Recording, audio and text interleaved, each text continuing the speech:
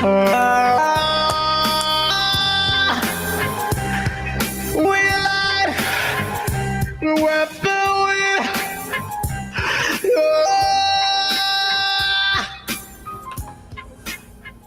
ladies and gentlemen, to Go Live. Asa, why are you looking so short, bruv? Sit on your melted chair. my brain with those fucking horrific noises. Bruv, what the fuck? Oh, Bear putting me down right now before the show has even started. How you doing, chat? It's all BG's fault. Fucking 15 minutes late, this guy, bruv. Nah, man. I was here at 4 o'clock, and I was like, you know what? Guy's gonna be late. I'm gonna go do something real quick, and I'll come back. Maybe he'll be ready by then. And then oh shit! Punitive measures. Made me late. Fucking punitive, punishing me, bro, for being 1 minute late, maybe 10 minutes late. Fuck it, who cares? We're not blaming our guests. It's actually my fault. It's always my fault. Shout out to 230 if you're watching, man. Hit the like button. We gotta get Source. Before we introduce both incredible guests, I have to introduce my boy who likes to take a shit on my chest. Asa, how you doing, bruv? I'm processing the things that you just said. I'm not sure about that actually, Gaz, but I'm doing good. Been playing lots of games, working hard, fighting dragons and things. Good. Let's get on with it.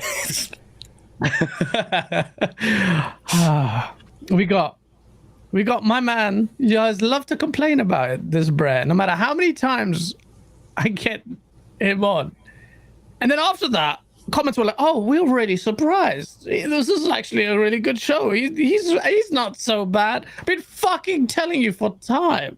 Drop the hate. It is BG in the house.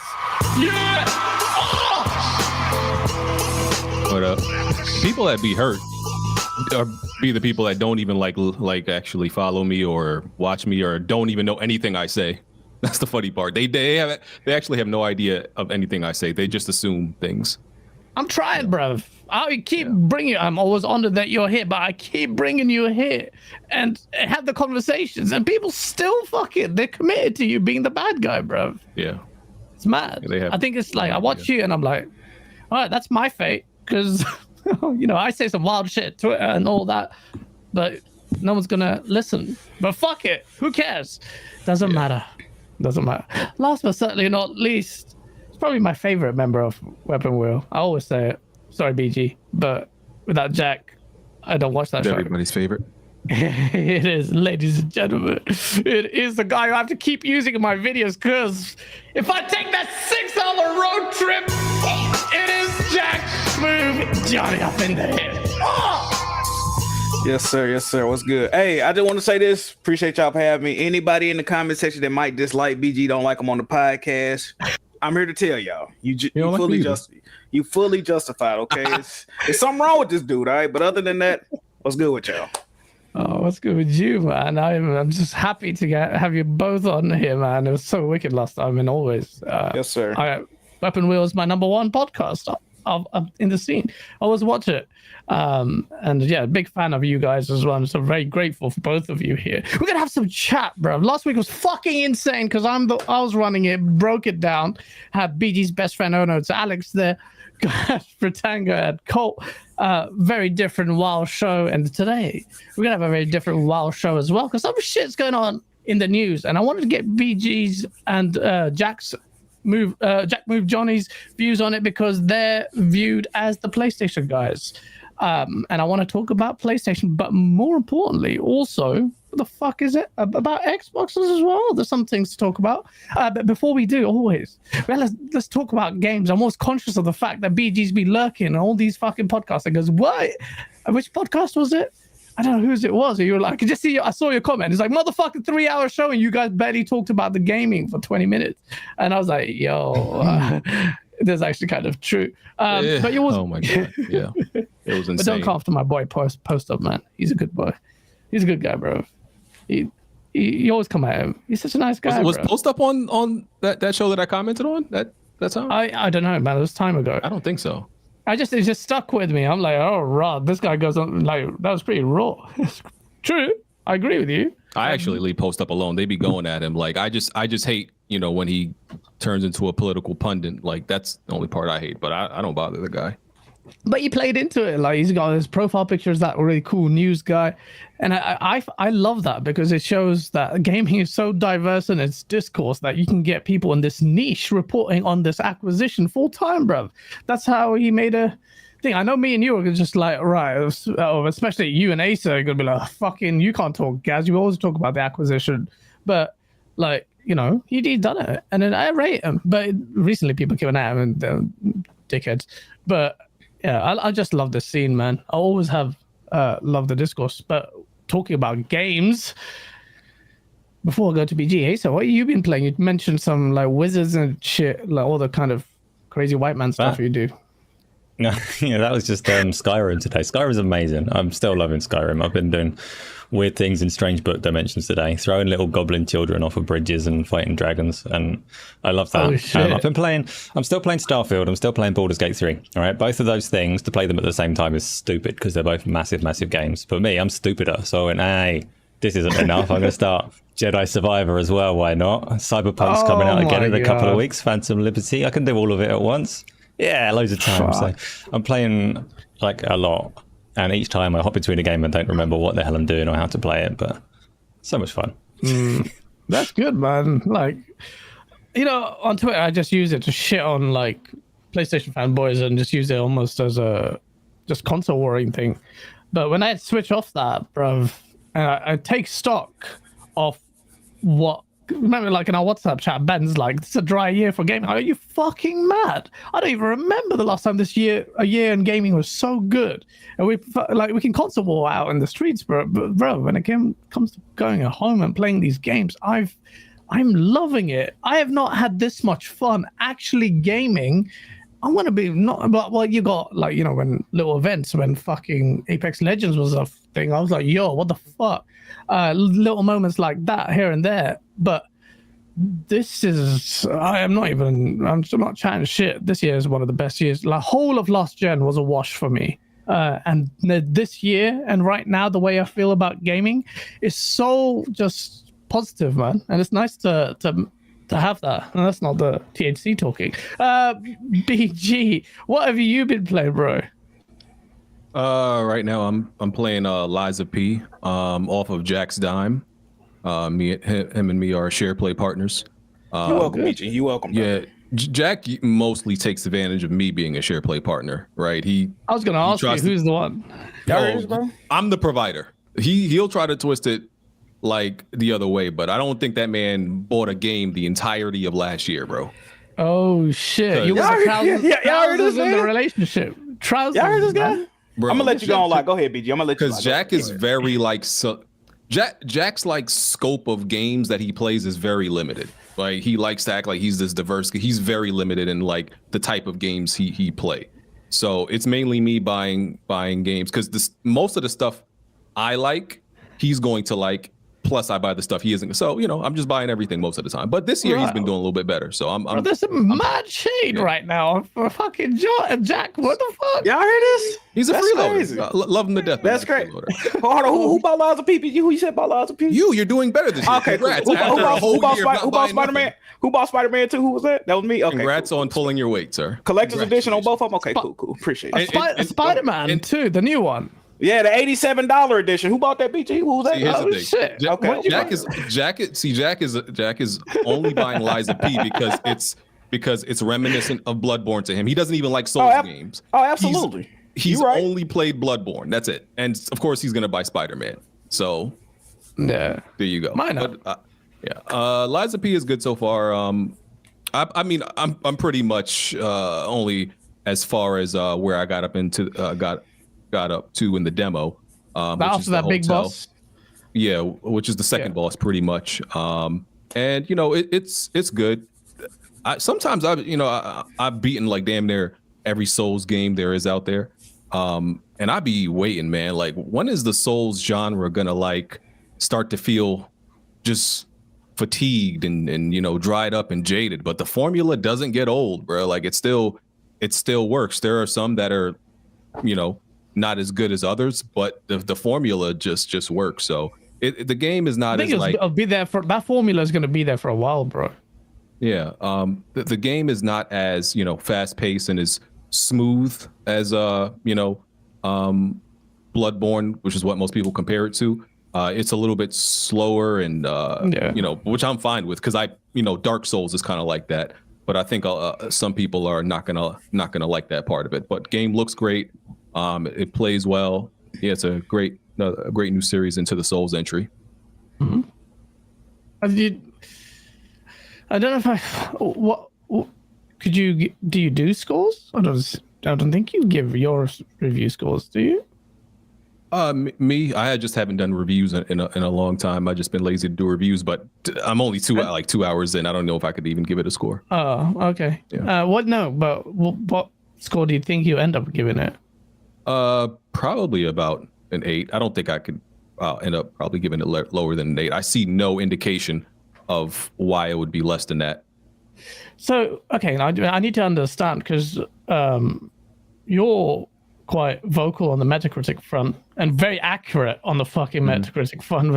It's like astounding. I mean, I saw the fucking, well, now it's gone down, Starfield. Yeah, they you were on the money. Me with Starfield, yeah.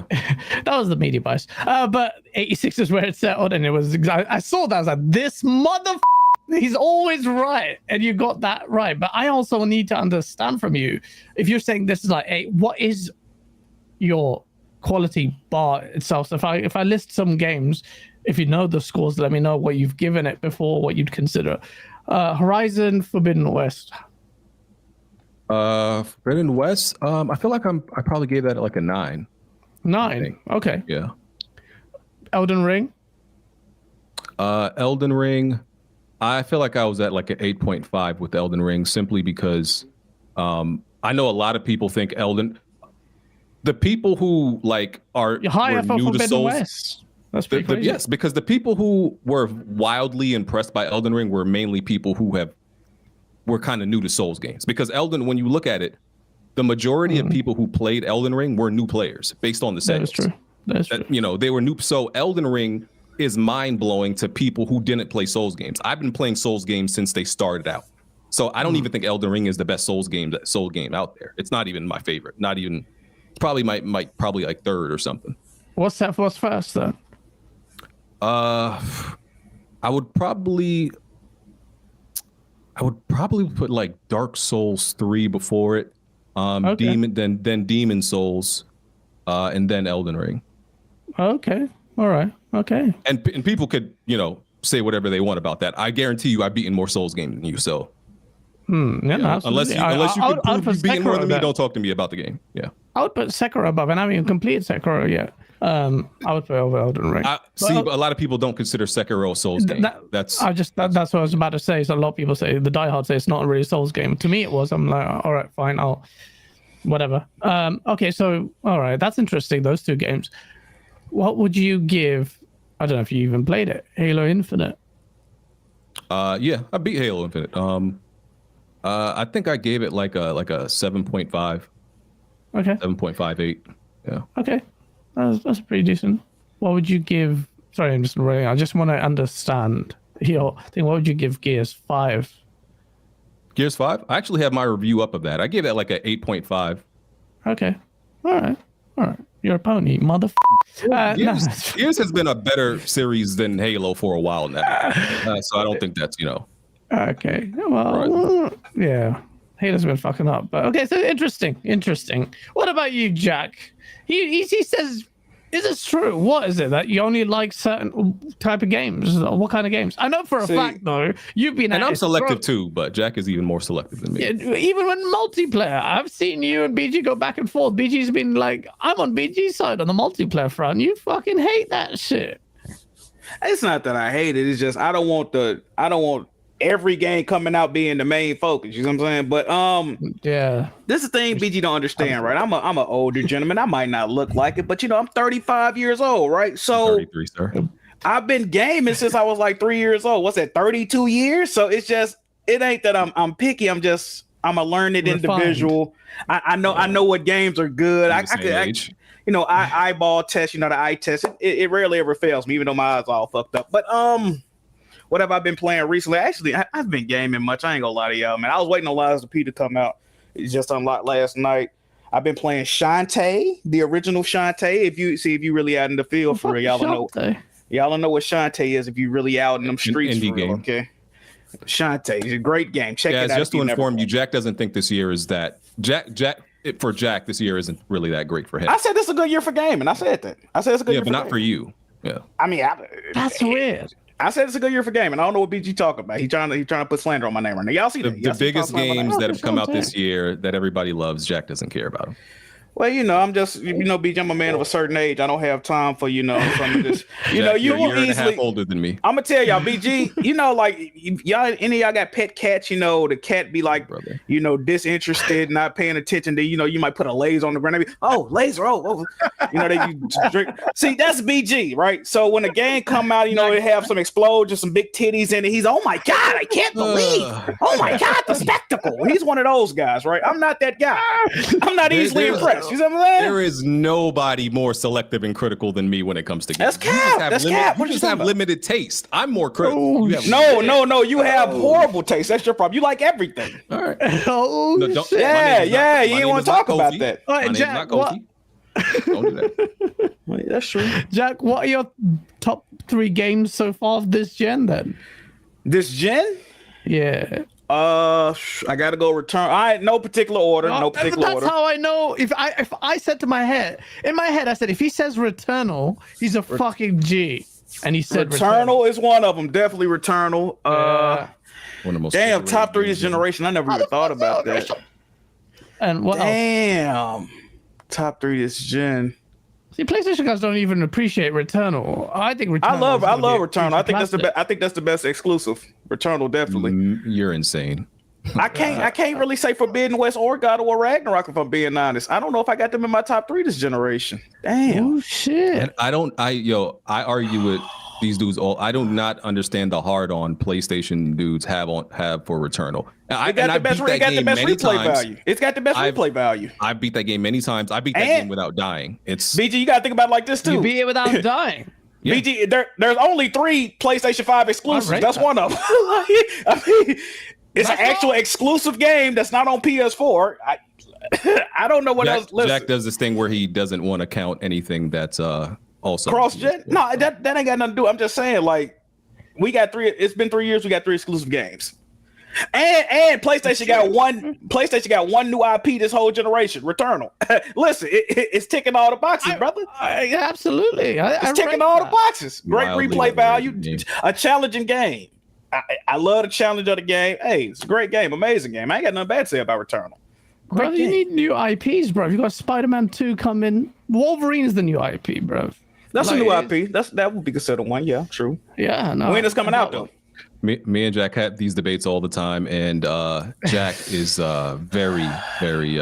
His arguments come from a poisoned well. I'll say that. Nah. Come from a learned, astute well. I'm not gonna lie. Returnal's a good answer. So I'm like 50-50 on where I determine whose words be. BG just a hater. BG one of my biggest haters, guys. You got to realize that, man.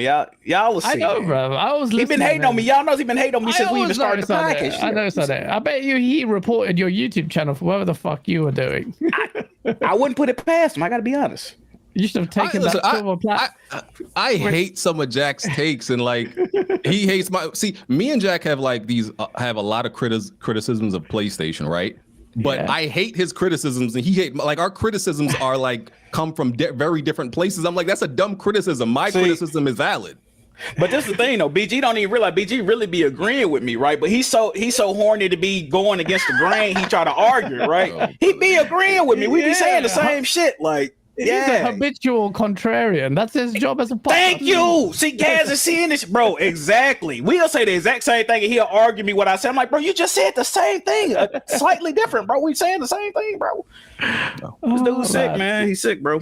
We'll find out whether you are saying the same things on some of these topics we're going to be going into. But before we do, and talk about the game that I've been playing, Armored Core. Oh man, I did not expect that. Armored Core is all. If you've ever played Armored Core, I was too young to really appreciate it. And you spent ages in the fucking mech suit scene and didn't know what was happening. I remember the load was too high, and I'm like, my stupid little brain was like, let's go back to Tekken 3. But I'm finally getting to play this game, and I was just shocked by it. Like you know that pleasantly, like Sekiro did the same thing. Like, guys, you haven't completed Sekiro because I'll do it exclusively on stream. I made a promise. But that kind of like, yo, this isn't the THC talking. This game is actually like really good. Like From Software good. Like you might think, oh, guys, you just have a hard on for From Software. That's why you're just coming in it with a From Software like semi. But I'm not. I don't view like From Software like that, even though they have an incredible legacy. But when I was playing this, man, it's just a culmination of all the incredible experiences you get with mech games. I didn't want to see this as a mech game, but there was no way I could avoid the Zone of Enders feeling, even because when you're up in the booster pad, you're flying around on your mech. It just reminded me of Zone of Enders. Just like, oh, this is crazy. Everything mech based with Mech Assault, when you've got a tanky build and you're firing. It's just such a good setting. And I just feel like some of the world building stories, just the storytelling is poor in this. I just felt like there were avenues for you to make. I haven't finished it, so I don't know what the full story is, but I was like, you could have made. You beat it. Oh, you beat it. Yeah, you said you beat it. Yeah, and bro, BG, this game is fucking like, for me right now. This is I was on holiday. I was on Gamescom, sorry, when this got released. So I missed all the noise. And to me, I didn't observe. Like I saw some people really like. We had Gene Park on, and he was like, "This is a great game." But when I played it, I'm like, "Yo, motherfuckers need to be talking about how sick this game is." This game is my game of the year at the moment, for me anyway. But I don't know if anyone's saying it. I think the game is like a 7.5. You're such a piece of bro. The game is a good 7.5. Contrarian. Now here you come. What you say? If I'm being like nice, I could probably get it to an 8, but it's a 7.5, bro. The story is okay. The story is non-existent. Which is cool. Like From Software is not necessarily known for a narrative. They kind of rely on hidden lore, but everybody gives them a pass for that. Cool. When they're probably just hiding that they might not be capable of telling you a direct story. Anyway, aside from that, wow, bro, the best parts of this game is the customization and the depth of all the the weapons and all that stuff that you can outfit your mech with. But the levels are they made the man leave. Horrible. BG. Damn, BG. You did. You hurt him so bad. You made that man leave with your horrible take, brother. The levels in this game are horrible. Outside, the bosses are amazing, but this game functions better as a boss rush game than anything else. If you completely remove the levels from this game, it's probably better. Guys, you're gonna tell me those levels are good? Like every single level is pretty much them putting like fodder, like these other mechs in front of you that offer no challenge at all. They're just there just to say like, hey, we have a level, and then you get to the boss, and there's the enjoyable part of the game. But the levels themselves are terrible. Is this considered a hot take, BG? Yes, or agrees with you. No, I don't think this is a hot take. You think this is universally agreed upon? Is what you're saying? I'm not sure what I don't know what other people have really said. I haven't heard people praise the levels necessarily. Most people just talk about the boss fights. But the levels are like, when you for example, I'm just bringing up Souls game because it's From Software. When you go play through a From Software game, the enjoyable part is the journey through the level, and also when you get to the boss fight. In this game, there's nothing notable about the levels to really like, oh man, this experience while on my way to the boss. No, it was I got to the boss and then things got good. So it should just be a boss rush game because everything outside of that is not well designed. I don't agree, BG. I really like, bro, that game you're talking about. That's a pretty good guess. Sorry. I'm sorry. Okay, you're I'm muted. sorry. Sort yourself out. I've not played it, so I can't comment on Armored Core 6, but I've heard a lot of people. I've heard both points of view. I've not heard anyone say that it's like it's good, but like everyone seems to go between like 7.5 and a 9 or a game of the year, and nobody's like it's really good, but I prefer Starfield and Tears of the Kingdom. Like it seems to polarize people in that way a little bit, but I don't know. I've not played. I really want to play it. Now I can hear you. Now Sounds exactly like my impression. Nobody missed you.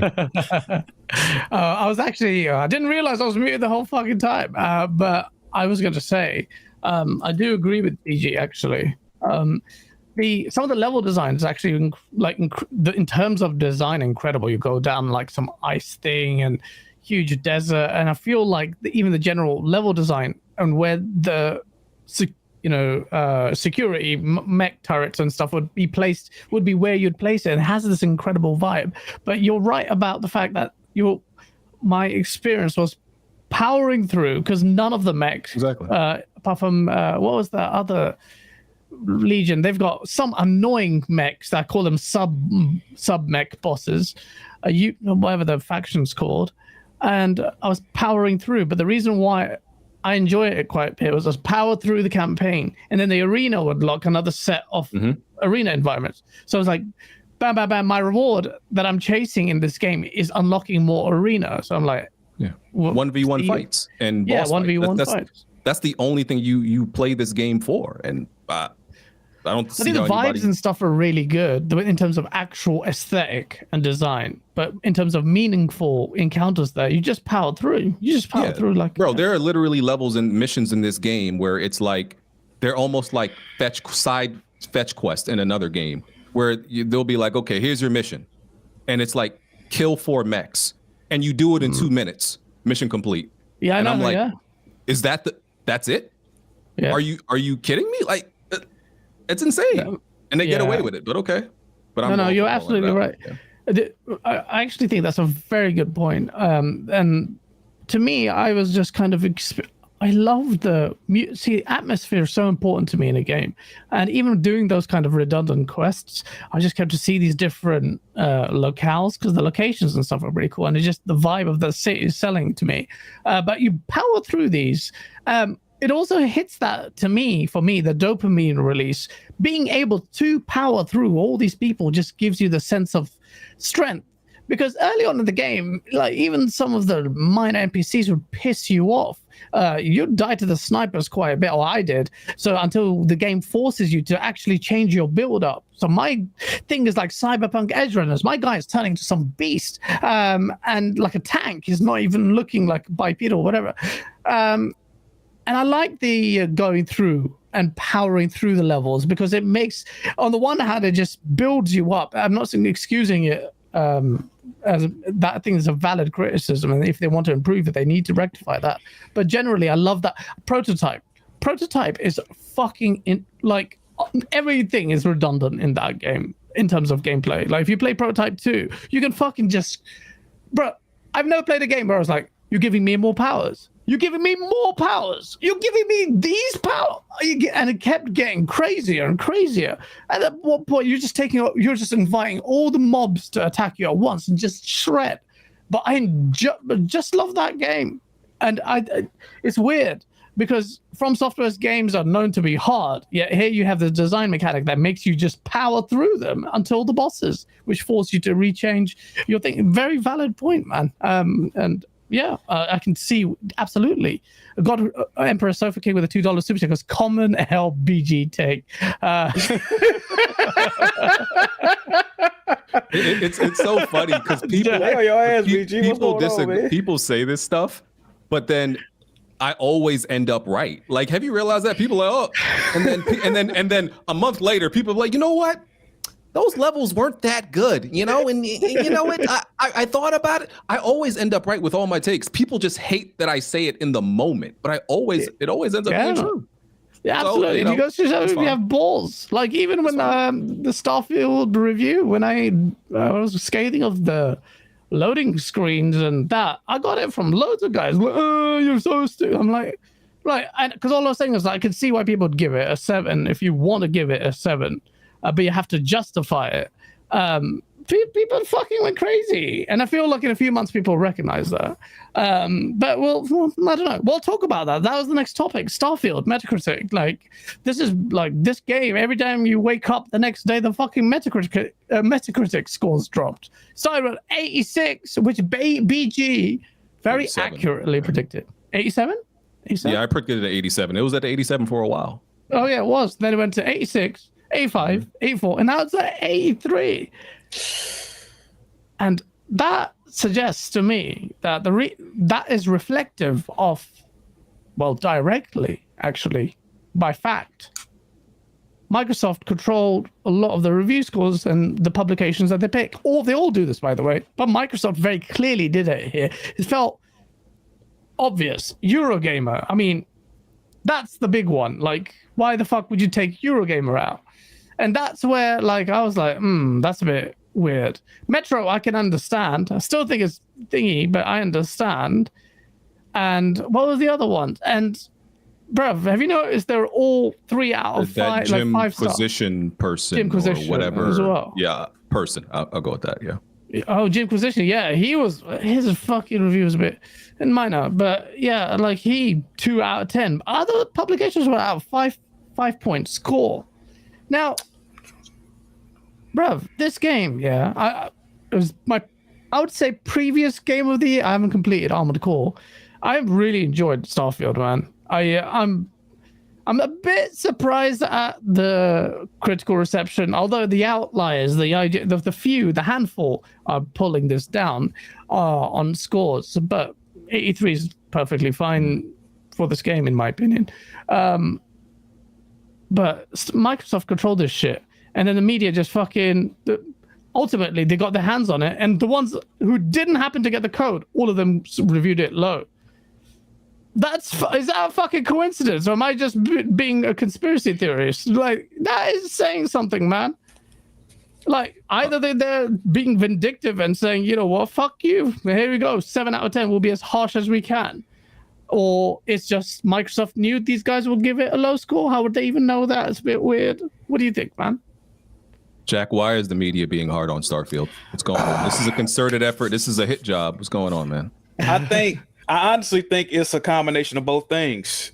It was rumored that they gave early review copies to people that they, would tend to like the game. So the initial reviews were very glowing, right? So, like you said, when people that got the review codes that might not be as fond of the game got it, the review score started to lower. And also, like you said, I really think it's a mixture of both.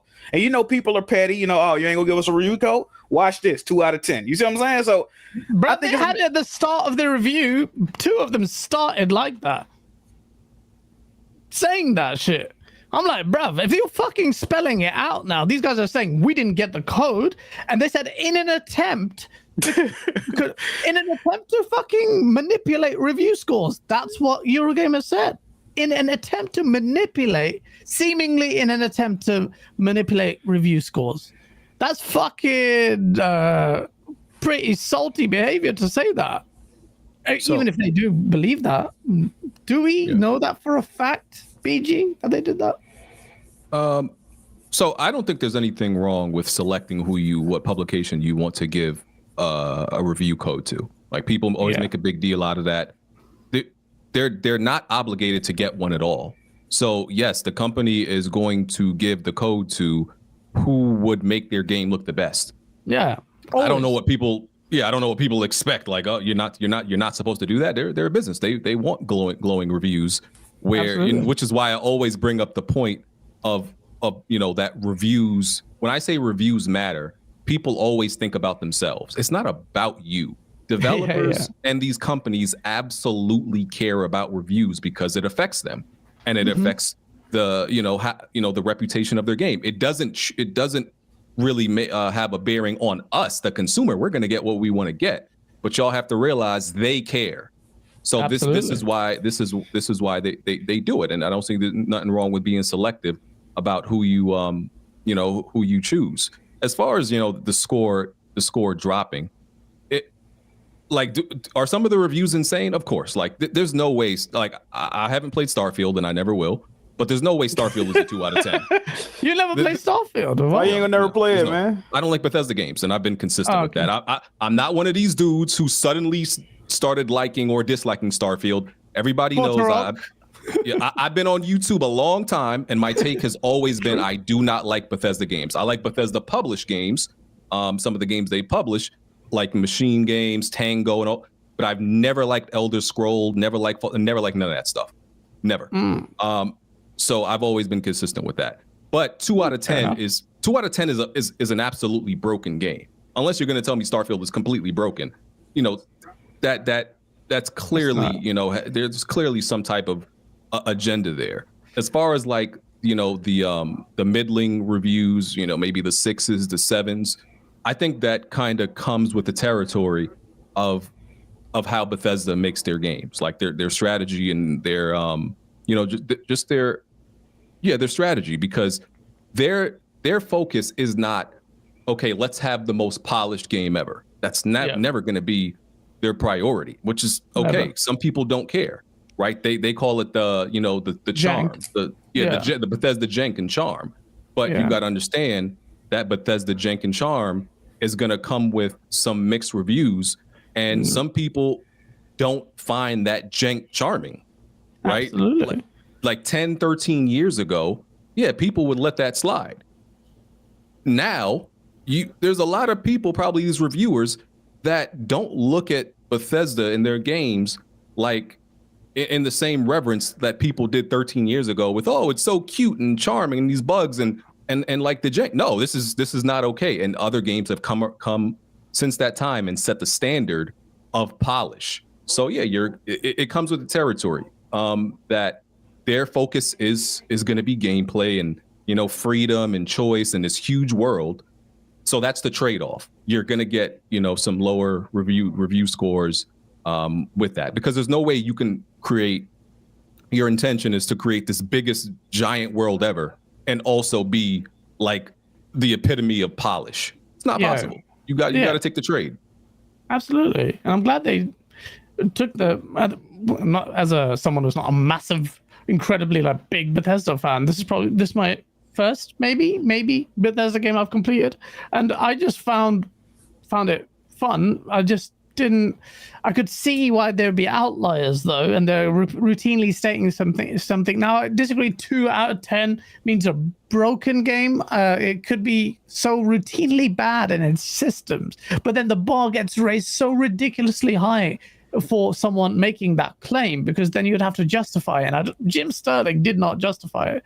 And then at the end of it, he did preface it that he's annoyed about Bethesda and the trans community treatment. I don't know what that's about, but that's weird. What he puts at the end, and boom, 2 out of 10. I'm just like, right. Then I read Eurogamer's review, and God Emperor Sofa King with the $5 super chat. He says, did you not see their coverage of the Direct? Look it up. It's on YouTube. And what he's talking about, although I don't think this has a bearing on it doesn't justify getting rid of Eurogamer. But the video he's talking about is you've got these women working for Eurogamer. I think there's 2 women, and bro, it was like you just put female versions of fucking MBG and Dreamcast guy. They're like just shitting.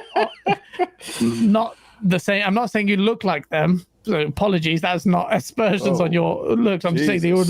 It's creators. No, but that's so fun. No, but they were talking about it. They're just fucking hating on this shit. It's just like, yo, all right, calm down. Like, oh, it's gonna be shit. It's like, it's gonna be whack. It's not like that. But it just came across like, all right, calm down, bruv. But I'm not saying that has an impact on actual Eurogamer's review. There are no, you know, there's more than 2 people at Eurogamer. It's quite big journalistic body with loads of stuff. They got events here that are huge. So yeah, I do agree with you. And I said that in reply to someone when they gave it whatever score it did. I read their review and I said it either the review didn't recognize Starfield's RPG. Yeah, I contest. Its game is a subcategory in its own right. Asa, would you agree with me that this is a Starfield, and like these RPGs are Bethesda RPGs with their trademark seal? So they are a subcategory of RPG, and you saw Outer Worlds copy that as well. So yeah, they're not like the only subcategory. This is a problem with games reviews in general, because there's so much diversity across this medium that we love of what a game is. I keep on going back to things like Hades and Death's Door and things. How can you review a game like that against the same metrics as you're reviewing a game like Starfield and come up with any kind of scoring system that makes like any sense to anybody? So exactly, it's almost an impossible challenge to try and meet. But you need to recognize that review scores are kind of silly for that reason, but also recognize that they do serve some purpose, because people love to look at a review at a glance and just get a general feel for like good, bad, or not. So I don't like review scores. Recognize that they serve a purpose. Starfield, the whole thing with Microsoft choosing who to give reviews to. A couple of weeks ago when we had Gene Park on, he's a like very well regarded reviewer with a lot of credibility and all the rest of it, and I asked him on the show, like, if Microsoft are picking and choosing who they send it out to, or if Sony do that with their games, or any publisher is picking and choosing who gets a review to try and like get favorable scores, doesn't that undermine the whole purpose of a site like Metacritic and the whole idea of a review score? And instantly, without hesitation, he said, yeah, of course it does. Of course it undermines what a review is. Of course it makes the whole thing like commercial and slimy. And like BG says, though, it entirely makes sense for Microsoft to do that. If you're in Microsoft shoes, you benefit from these higher review scores. If you're in Sony shoes, you benefit from blacklisting people that are going to give you your 6s to a certain degree, except that, as we're seeing now, those reviews end up coming in a couple of weeks later. So exactly, it's a messy situation. It's like I think Microsoft will have learned a lesson from that. Like, you're just delaying the inevitable, unless you could say, and I could see this point, Microsoft could say, you know what, we actually benefited from stalling out these poor reviews, because early day one hype and the machine is so important, and it really is. You guys say, oh no, the casuals don't care about Metacritic. They will always find out. They will find out. They'll chat to their friends who are more initiated in their gaming. They'll have a chat, and Metacritic will feed in, and the general outlook of that game will feed in. 87 seemed really good. So only a few points off of 90. Now 83, the perception could be like low 80s. I can see it. You could say Microsoft's strategy worked. Whether or not it's good or not, it's still slimy. Sony do the same thing as well, to the point where they've pulled advertising from GameSpot because they gave some game a low score. Forgot the game. And it happens all the time. I've said firsthand with a review, like much bigger publication that, you know, we invested into them, had a conversation with Sony, and then they had the same thing. Oh yeah, no, absolutely, we're going to do that. Literally signed up, ready to go. Oh, sorry. Can you share us your content? But send them out my YouTube. It was all good until then. They saw the YouTube. Sorry, it's just the type of content. I don't think it's fit for us. My content is gaming, but it's because of the source videos, because I'm just making fun of PlayStation all the time. They didn't want me, and I understand that, because they'd be like, we're going to give him games, he's going to shit on us. So I do understand the company's perspective. Still not a fan of them pulling stuff out like Eurogamer. I think it's because of the 5-star scale. I was talking to someone on Twitter as well. It was like, he's a developer. He's hearing like from his sources that it's because of the 5-star scale doesn't translate well to Metacritic, apparently. But it's just hearsay. Who knows? Could be just complete bullshit. Got it, Emperor Sofa King. Sorry. When you gonna play Starfield, Jack? Probably never, brother. I'm being honest. That's interesting that you two are not fans of the Bethesda RPG, and I can see that model. I can definitely see some people not clicking with this game. God Emperor Sofa King. I don't know though. They sent a code to DualShockers. Yeah, that's true. Thing is that they can't just be blatant about it. They have to be tactical. DualShockers still tend to review their games okay compared to, you know, some of these. So I don't know, man. But it's just it feels a bit like the nature of the reviews. I don't want to be like the guy like excusing it. Like I'll repeat it. 83 meta whatever. I think that's absolutely fine. For the game, I think that I have my own impressions of the game, but fine. But I do feel like the way these games have been reviewed, and there's so many just inconsistencies. I'm like, okay, we're taking the piss. It would have been like, well, fuck it. Maybe Microsoft will never do it again. Who knows? We'll find out. But speaking of like RPGs, this is an RPG, very different style. Both of you, I'm sure, love Final Fantasy. Jack, please tell me, fuck it. Do you like Final Fantasy? What the fuck do you like, lying Jack? fuck about Final Fantasy. What do Told you like, limited Jack? taste. Told you. I like RPGs like Persona, shit like that. Like I like JRPGs okay. like that. Yeah. And I hate Persona. So see that what I'm saying? You don't like Persona. I love Persona. You love Final Fantasy. Yeah, it's true. Persona is very great RPG. game. Amazing. And a proper RPG, unlike Final Fantasy 16. Yes, have sir. you played Final Fantasy 16, BG? Yeah, but I haven't beaten it yet. I'm gonna be real. I'm debating waiting for the PC version. Be real. I might wait for the PC version because of the motion blur. Actually beat it. No, they patched the motion blur, but like it's one of those games where I feel like I'm kind of screwing myself out of a better experience if I don't wait. Some games, on PS5, I'm like, this is good and this is good. What you missing from what you missing from not playing on like man? For one thing, I always have this debate with which games I buy on PC versus PS5 because one, I have a widescreen monitor, so it's like, I buy like 70% of games on PC, probably like 80, because I'm like, I have a monitor, I have a 4080, so buying a lot of these games on PS5 is like, on console is like, bro, what do I have this widescreen monitor? You don't want for the trophies? 4080. Sometimes I do want the trophies. It depends, All right, that's kind of crazy, man. You are waiting for the PC version of Final Fantasy 16. Yeah, because I'm like Final Fantasy. I'm more excited for Rebirth than 16 because I'm Final Fantasy 7 is literally my favorite game of all time. It's a 60 frames, so that's what's bugging you because this game is 60 of shit res. Yeah, and I could be playing at 120. I have like that type of monitor. So yeah, it's just. I'm sure I'm gonna, and it's like I like the game, but I'm more excited about Rebirth. Yeah.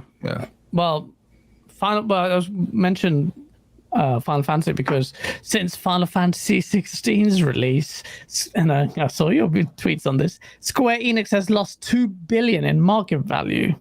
Now, I think you were. I wanted to weaponize that, but me, but. What's happening, bruv? Like Square Enix, why is it losing money? Is it because of Final Fantasy's waning relevance after Final Fantasy 7 Remake has sold 7 million since its launch on the PS4 and the PS5 with a fucking big user base? 7 mil. You think that's good? That's healthy? See, the thing about it is that's actually good for like Final Fantasy and like as a JRPG, because it's funny. Me and Jack had this conversation about Persona, right? Where Persona is like this highly revered game. Like I can't stand it, but like when I heard about it, right? Because I never really paid attention to how it does. When I heard people acclaim it so much, I'm thinking Persona 5 specifically is like this game that sold like 8 million or something, and and this was years ago, right? And I think the news had came out that like in it was something crazy, like in 5 years Persona 5 had sold 3 million, and I was on a podcast shocked. I was like, Jack, this can't be real, right? Because it's a 90 rated game. All you hear is people jerk this game off all the time. In my mind, I'm thinking this is Persona 5 is like a game that sold crazy numbers. They told me no, Persona is a niche game. And I'm thinking like, since it's up to 5, like, no. So it's always been this niche game. And I was shocked by that.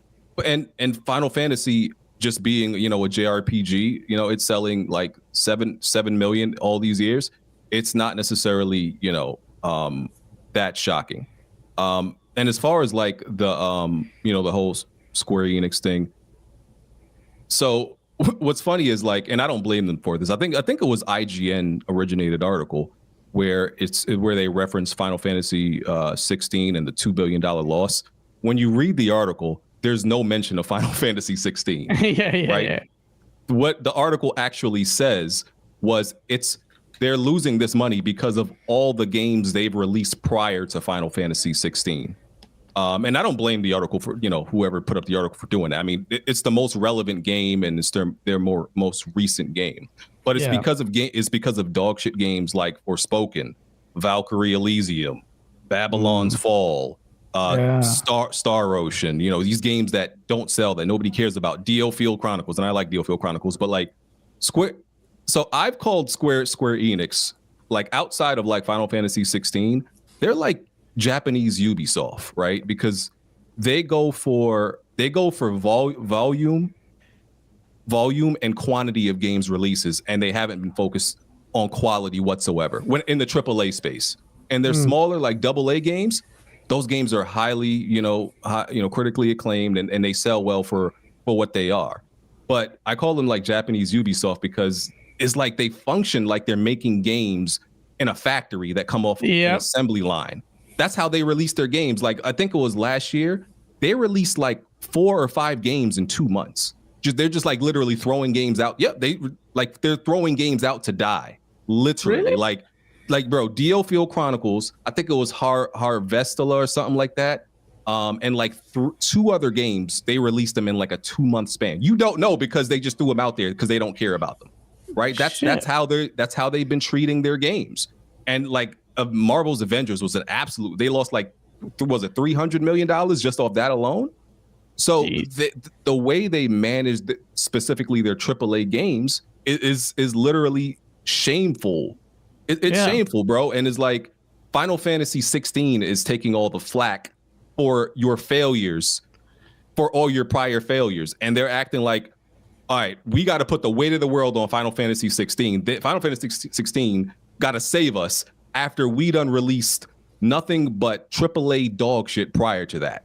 All right, Final Fantasy 16, come save us. No, like, bro, stop releasing garbage, and as far as AAA goes, and you'll be fine. Like, I don't know why they been releasing games like that, and that may change under the new head, the new CEO or whatever. That seems like a big change, bro.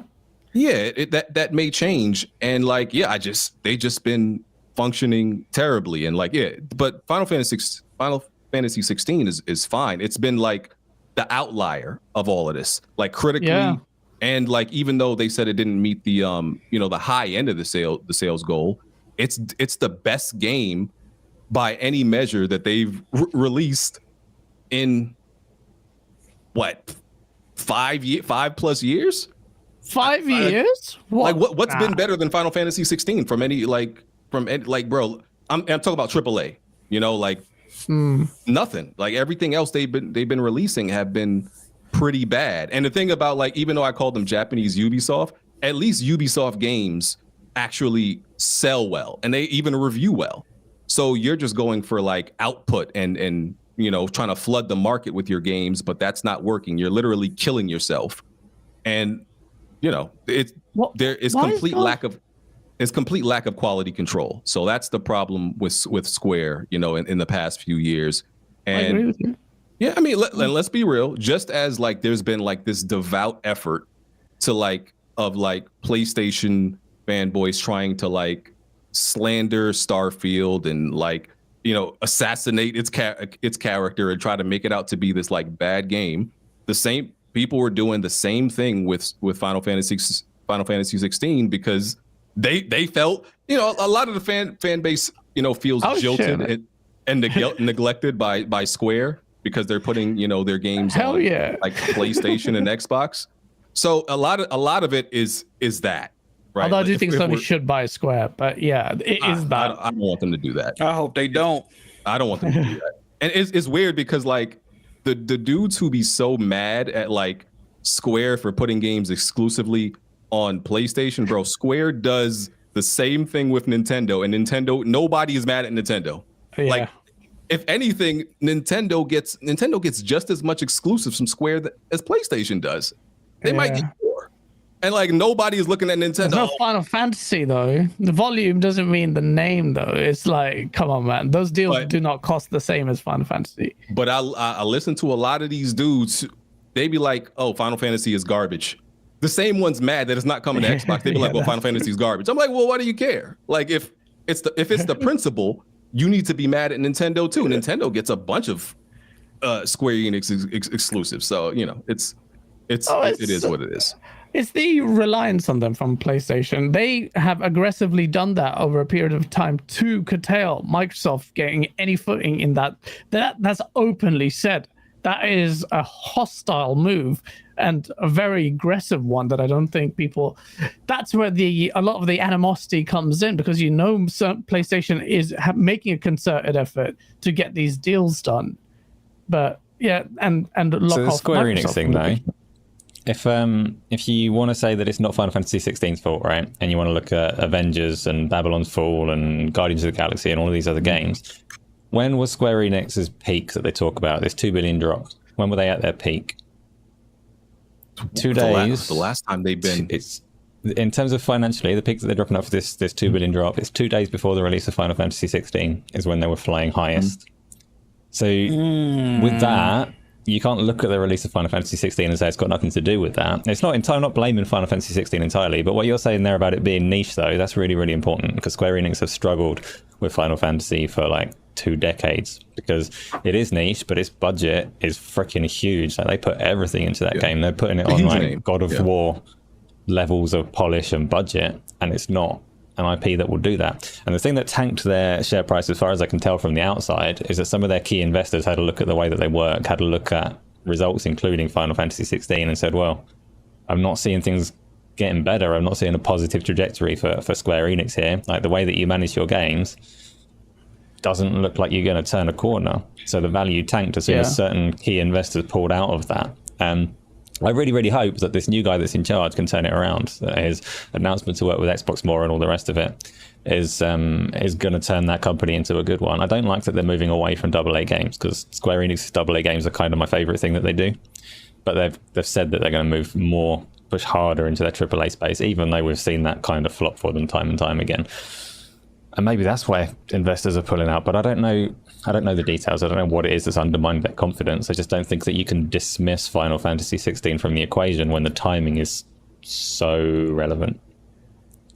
Yeah, I mean, I just think their prior games set it up.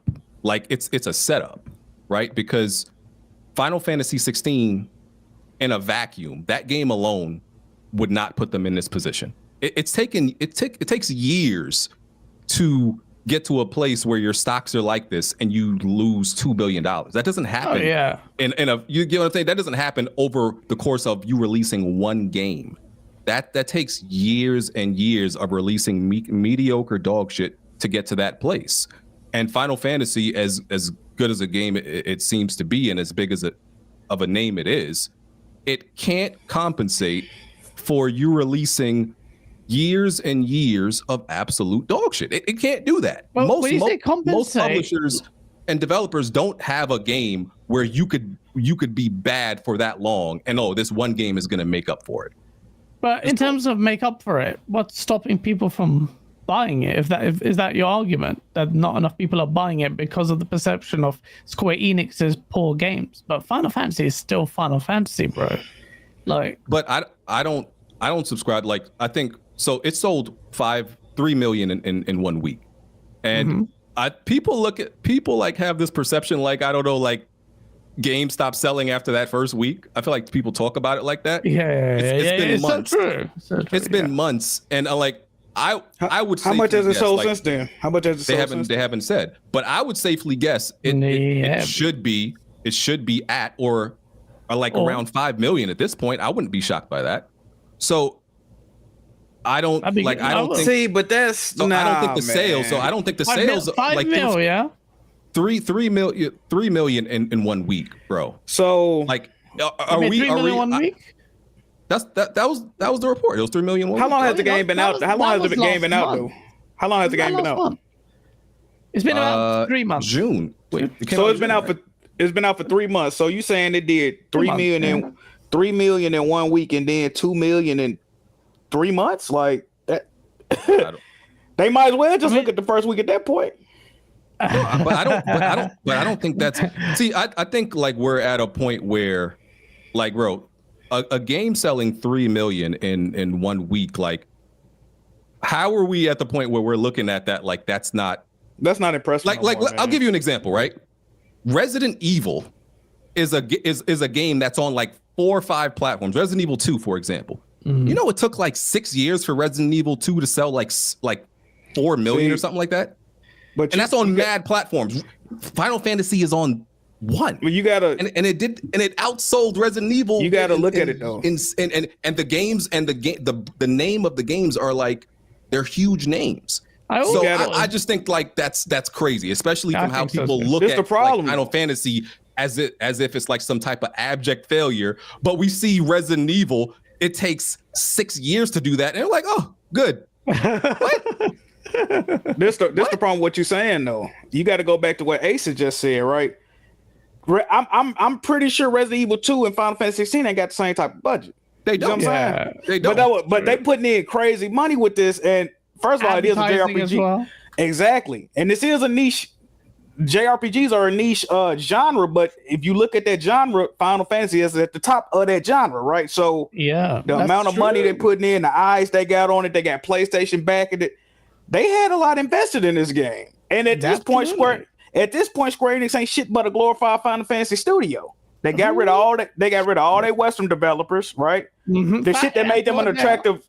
See, that's what I'm saying. That's why I don't want PlayStation to buy them, bro. If PlayStation bought them, they would do nothing but put out fucking Final Fantasy games. They got rid of their tool. They got rid of Crystal Dynamics.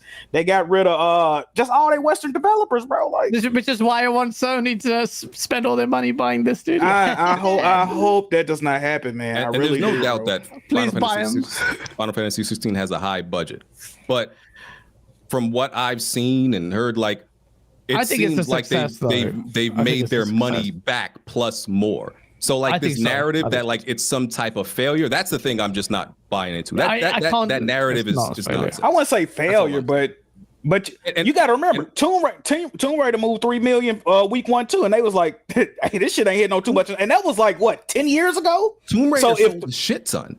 But what I'm saying is, if 3 million in week 1 10 years ago wasn't enough for them, 10 years later with inflation and all this increased cost of development, 3 million is definitely not nothing for them. But the thing is, Square's expectations are clearly skewed because of the weight they put on some of their games because of their bad decisions.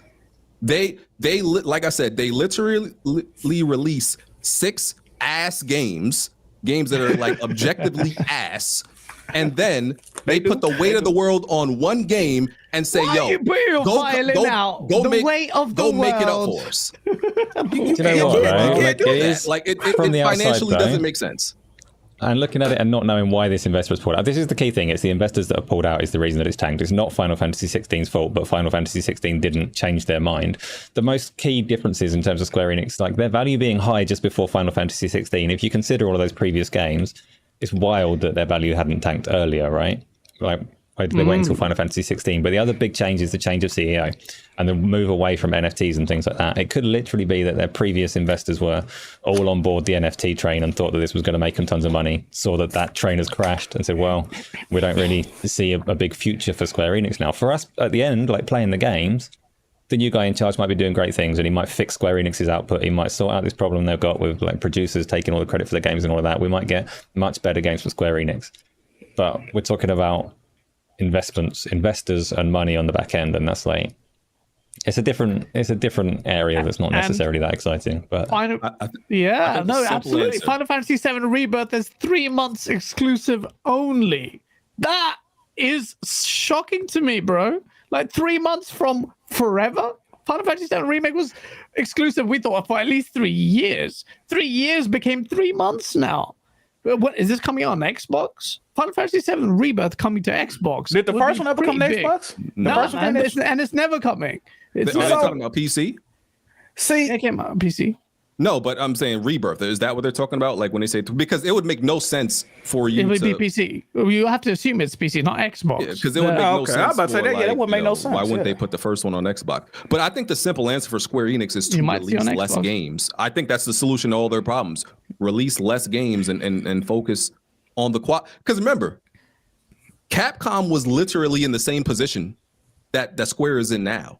Remember, like 10 years ago when Capcom was just releasing anything that fell out their ass? And what did they do? They doubled down. They started releasing less games, and they focused on quality. And then everybody started loving Cap. They became Cap. Well, they start remaking all the popular games too. Sure, they did that. Sure, but they still focused on quality, and then they became Cap gods again. They were literally at their worst. Absolutely, you could have bought them for about 200 mil probably at that time. They were that bad. They needed Sony's money to complete Street Fighter 5. Exactly. That's how fucking terrible they were, and they did exactly what you're suggesting they should do with fucking Square. What did they do? Hunker down. Boom, with just the remakes, but the quality was there. Fucking Monster Hunter World comes, changes everything. Then you've got that. Well, with the exception of Exoprimal, which is a AA game anyway, which I think is really good. I think Extra Primal is brilliant, but they've released, Resident Evil. All the quality was there, so they did do that. They did smash it out, and I think you're right. Square Enix need to stop doing that. I'm not I'm not gonna get my freaking little harp out like you are for fucking Final Fantasy 16, but fuck it, man. The weight of the world, says BG. That's how they're treating it. I think they need to slim down too. Like the company is like, I feel like the company's too damn big. Yeah. Like I don't know. Yeah, I know they're a publisher, Still? but they're also too damn big. I think they need to slim down. Yeah. After all them developers they got rid of? Yeah, I think they need to slim down and like just focus on less games, and they'll be ruthless, fine. bro. How many people are just like cut their jobs, trim the fat and the machine? He says, God Emperor Surfer King says Octopath 2 is better than Final Fantasy 16. And I haven't played Octopath, but I was gonna say Guardians of the Galaxy. Then I looked at the meta score and it was just like 80 on a PlayStation. I was like 80 for Guardians. It was a good game, really good. Yeah, I was like, that's a bit too low. And even that still, commercially flopped. Like everything, everything they're making is just they're throwing it out there to die. But the quality, even though it was so good, it didn't sell that well, and they had to take Game Pass money. Yeah, they also didn't advertise it at all, and like they promoted it terribly. So it was revealed on the fucking Nintendo Switch. It was just like, this is a scaled down game. Then that's the association was there. I platinumed it. The game's amazing, but like they made it look bad. I remember looking at that game. I'm like, the way y'all promote this and the trailers, I'm like, this makes the game look terrible, but it's really good. Yeah, so let's see. God Emperor Surfer King says, nah, son, they said console exclusivity. I don't think this new CEO is taking that Sony money. They did mention this, like, 3 months is very short for the PC version of Rebirth to come out. And I think you're going to see, I think Sony may have got enough of a window, but I don't think they're going to be signing these deals again. I think now that with the new leadership in place, you're going to see more Final Fantasy on Xbox, and Rebirth coming in, say, I don't know what Sony's contracts would be, but they would stall it as much as possible because they're pretty raw with that shit. So, but it will come to Xbox. You think Final Fantasy Rebirth comes to Xbox? That's going to do horribly, though. It doesn't matter. It's Microsoft will do whatever they can to get that game. They'll probably pay up front. Yeah, they would, but I imagine they would want the first game because would you play that? Like I would, if I was on Xbox only, I wouldn't play that. I don't know what the fuck happened in the first game. Like exactly. Well, that's the thing. But my Xbox will be so desperate they will get the second one. They'll get it. I can see that. I can see that. That would look so weird. They can't. They like not Shueisha. Phil Spencer meets out. What's his name? For Square, and goes out of his way, really, just for Final Fantasy. Let's be real, Final Fantasy 14, bro. This is a 10-year-old game that, like you said, BG, a lot of people may not play, even though it's the most requested game. But even so, I made this video on it. You put you in it. Even though if it doesn't have a big appeal or whatnot, fucking Phil Spencer flies out there, man, and it goes. That shows mad desperation. And they worked so hard together. He said that Microsoft put all their eggs in the Japan Final Fantasy basket. This relationship that they're fostering. He goes there. They sent a whole team to work with them to get Final Fantasy 14 to release. Why? Not because they care about Final Fantasy 14's quality on the Xbox. It's because they're showing this gesture. Look, we are here. We will do whatever you can to get you, because fucking Microsoft needs to do Japan. You cannot avoid. You can't have a Game Pass world. Yeah, bruv. Microsoft Phil Spencer obviously does. He's fucking today. He starts speaking Japanese in the start because I'm going to be at Tokyo Game Show. Fucking man speaking in Japanese. There's no reason. I feel like he's doing it out of obligation, but it's not going to make a difference. Okay. These Japanese games going to Xbox. It's definitely going to happen. They got their hire from Sony, who's got all the right contacts. It's definitely going to happen. It'll work. They got their hire. What? I can't remember her name. They hired someone who had been quite high up in publisher relations in Sony Japan, who is now at Xbox Japan to handle Oh yeah, I seen relationships. that. Oh, And really? that's significant. Yeah. Jeez, bruv. I just feel like if you're not better- Nintendo, like your console is not really doing that much in Japan and overseas. Yeah, in Japan specifically, you're not Nintendo. So But Microsoft still thinks it's worth it. And Japanese How bad developers is still- Fucking go hard. sell to Western audiences. So. It is. It's going to be. Microsoft wants to show break that foothold. Anyway, long term, tactically, you need to go get and break that Japan link. They tried. They keep trying. Whatever they can do in Japan, they go and get that. Persona, they just tried so hard. It was the one time they actually, minus Starfield, where the marketing campaign was good. Like these guys fucking slapped half of Japan up with the Xbox logo and Persona, like it's a brand new launch for this game. I'm like, bro. It's an old game, but I respect the tenacity to get that, because my view is, and I had the whole of this last gen when people are like, what's the fucking point? Microsoft's not going to make any money. I don't give a shit if Microsoft makes no money. At least that's the best chance we have to get Lost Odyssey 2. It's the best chance that we have to get them to greenlight something in Japan, like for Xbox desperately needs to do it. If they're trying desperately, that just means more better games for us. So we're gonna get, this is it, you're gonna see it. And I will not be shocked, chat, if Final Fantasy Rebirth comes to Xbox, not Final Fantasy 7 Remake, which will probably be subject to a contractual lock off there. If you see Rebirth and you'll be like, you will all say the same thing, it makes no sense, which is probably right as a gameplay perspective, starting on Rebirth. But Microsoft will do it because that's how desperate they are. It would not shock me. Now, people say that makes no sense. You'll see. But Final Fantasy VII Rebirth, bro, this game is an actual RPG, unlike Final Fantasy 16. Don't even give me that bullshit PG that, it's an RPG, bro. What the fuck? I mean, that is. it's an action RPG. And listen, I'm not here to argue with you. It's an action RPG, but I have no problem. I'm not bothered by that argument of people calling something an RPG or saying it's not. I don't give a damn. Yeah. Like, I don't care about I actually think the formula is excellent. In the execution isn't, but really, I think the formula is good, because if they made the combat systems better, like more Devil May Cry, like in terms of depth, like this, it's really cheap, it's really easy, like the difficulty should be much higher. And some of the quest stuff fucking disgustingly, like main quests feel like side quests. Like, what the fuck is this? Or the redundant click on the map and then that's your gameplay, load into another cutscene. That's so fucking stupidly badly done. Yeah, despite that, I love the game and its focus on the Guardian forces and the CG and the spectacle of the GFs, man. Big Ifrit, like for me, the Guardian, the GFs were always the highlight. Just seeing that animation when you summon them. So they did a really good job with doing that.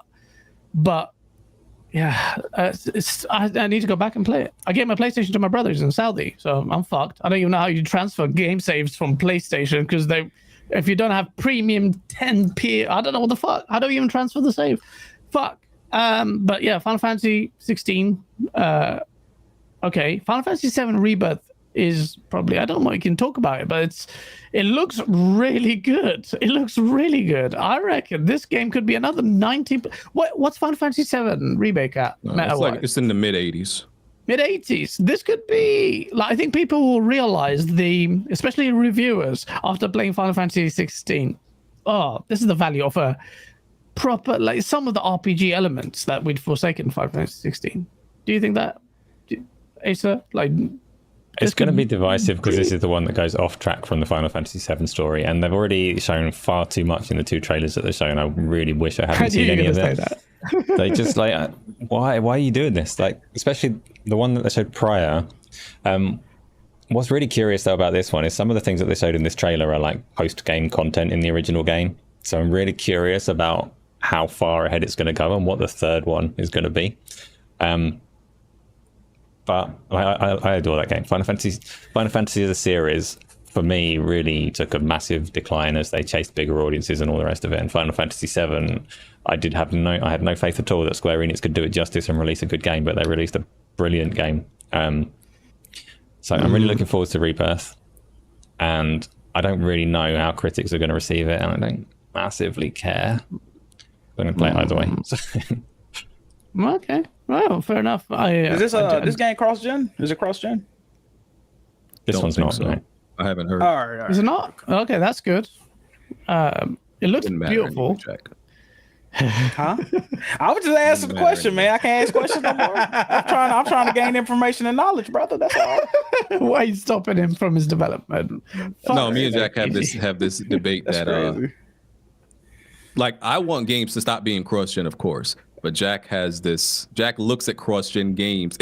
It's another thing where we both look at it as they're bad, but we look at it as they're bad for different reasons. What do you think? There's only one reason why it's bad. Because it holds back next gen. What's the other? Exactly. It holds back. It holds back games, right? But my view, like Jack, I feel like Jack looks at it like, okay, if a game isn't on last gen, that means it's inherently going to be better.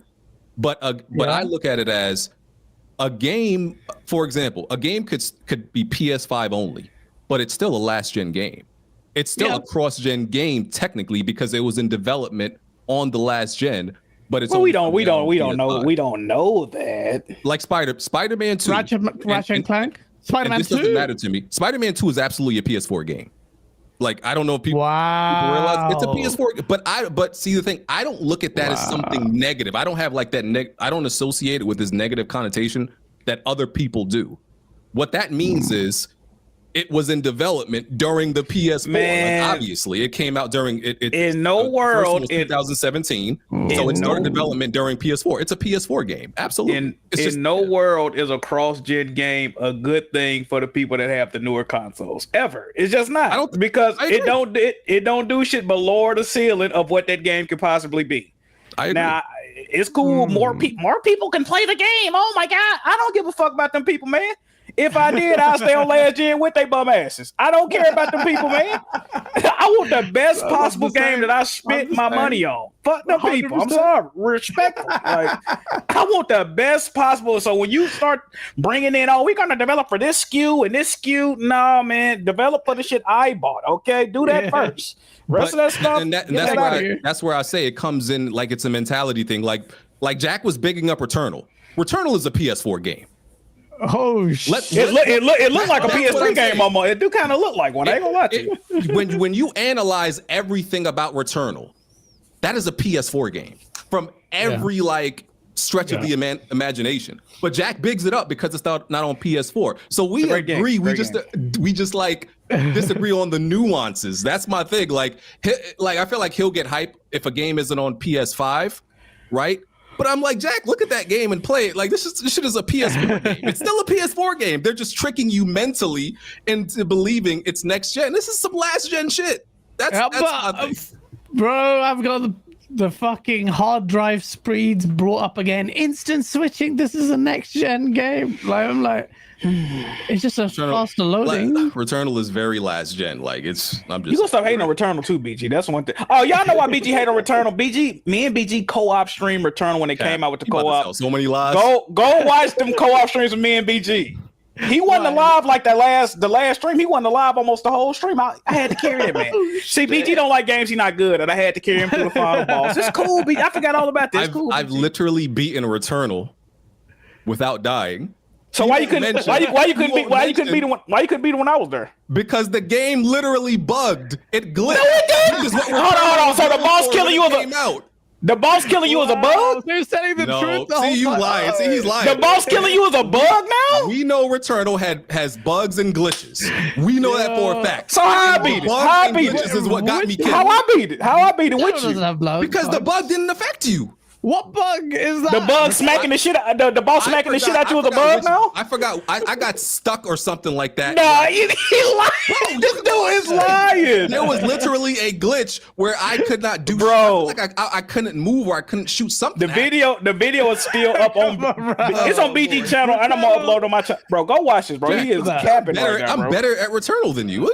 Well, let's have a look at the footage. We'll judge. It's still up. Y'all viewers, y'all can go watch it. Tweet us, y'all can see it, man. I ain't making hype stuff that up buggy old game. It's cool. It's not that buggy, but That's crazy. At launch, it definitely was. It was. Oh yeah, the same. By the time the co-op came out, though, they had got rid of a lot of It this had stuff. bugs on that PC version too, though. Yeah, I it don't know nothing did. about all that, but Yeah, it did.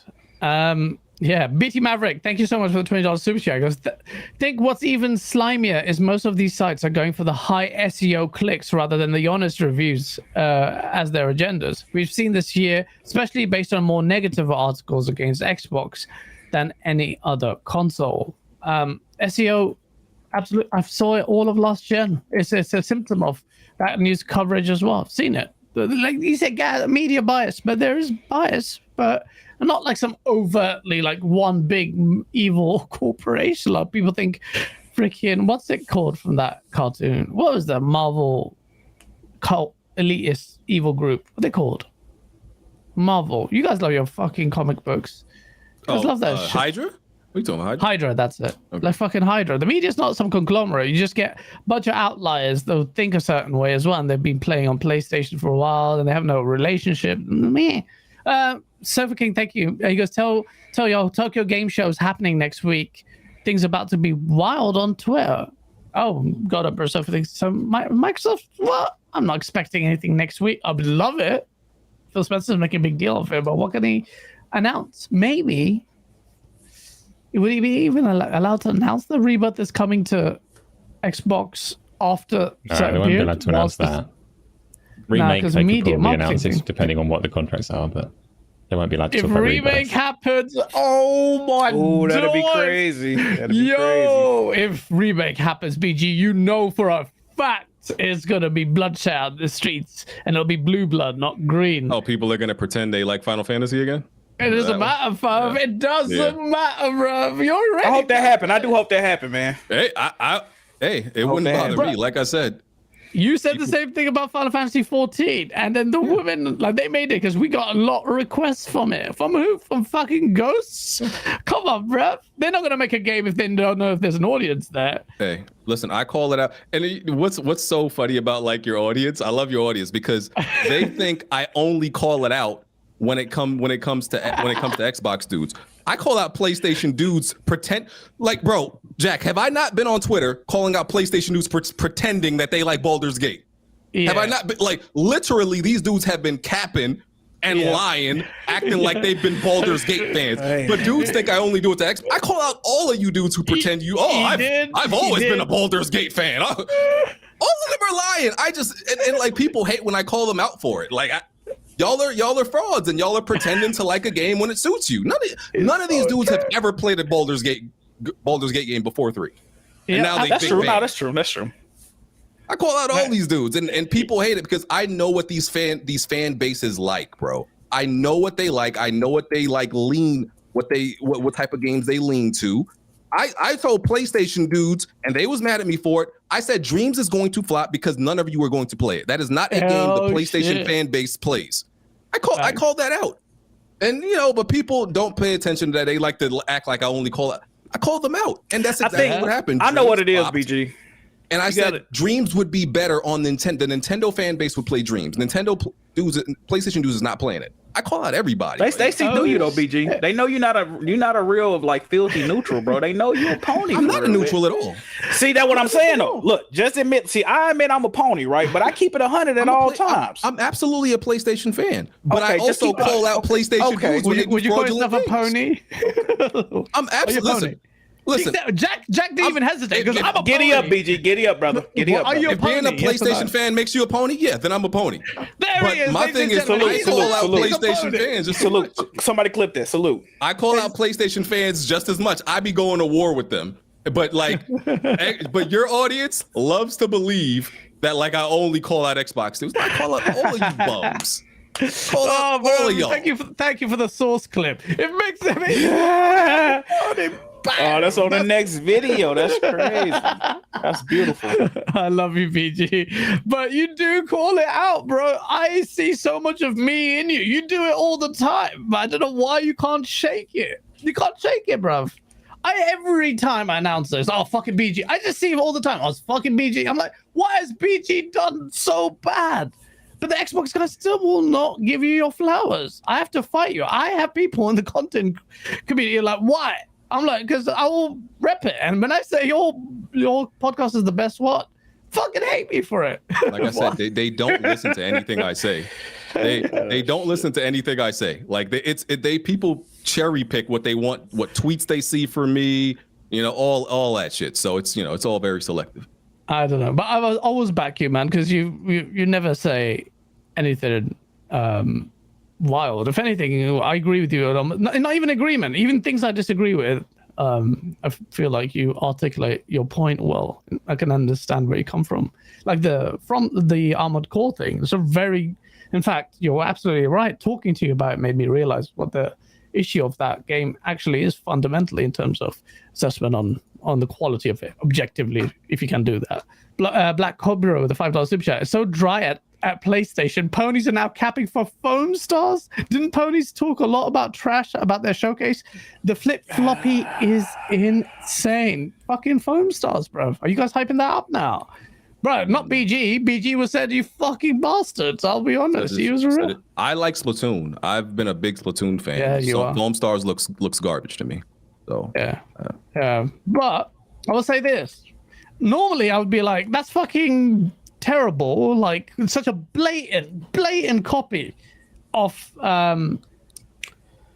Squid. What the fuck is it called? Splatoon. Splatoon. Which I played Splatoon 2 probably the most after Power Stone. Nah, Splatoon 2. I played that a lot. I just dropped off of Splatoon 3. If their fucking online wasn't dog shit, I'd play it or like find a group of people to play with, because that is a team game, bro. That's a serious MP game that a lot of people don't give its flowers. I think it's a very like tactical game as well. Like it's really not like good players. Yeah, the tactics that they employ.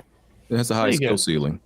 Yeah, it's a very high skill ceiling. It's just like Smash Brothers. It's like that kind of equivalent of. So Smash Brothers is incredible, and people don't understand that.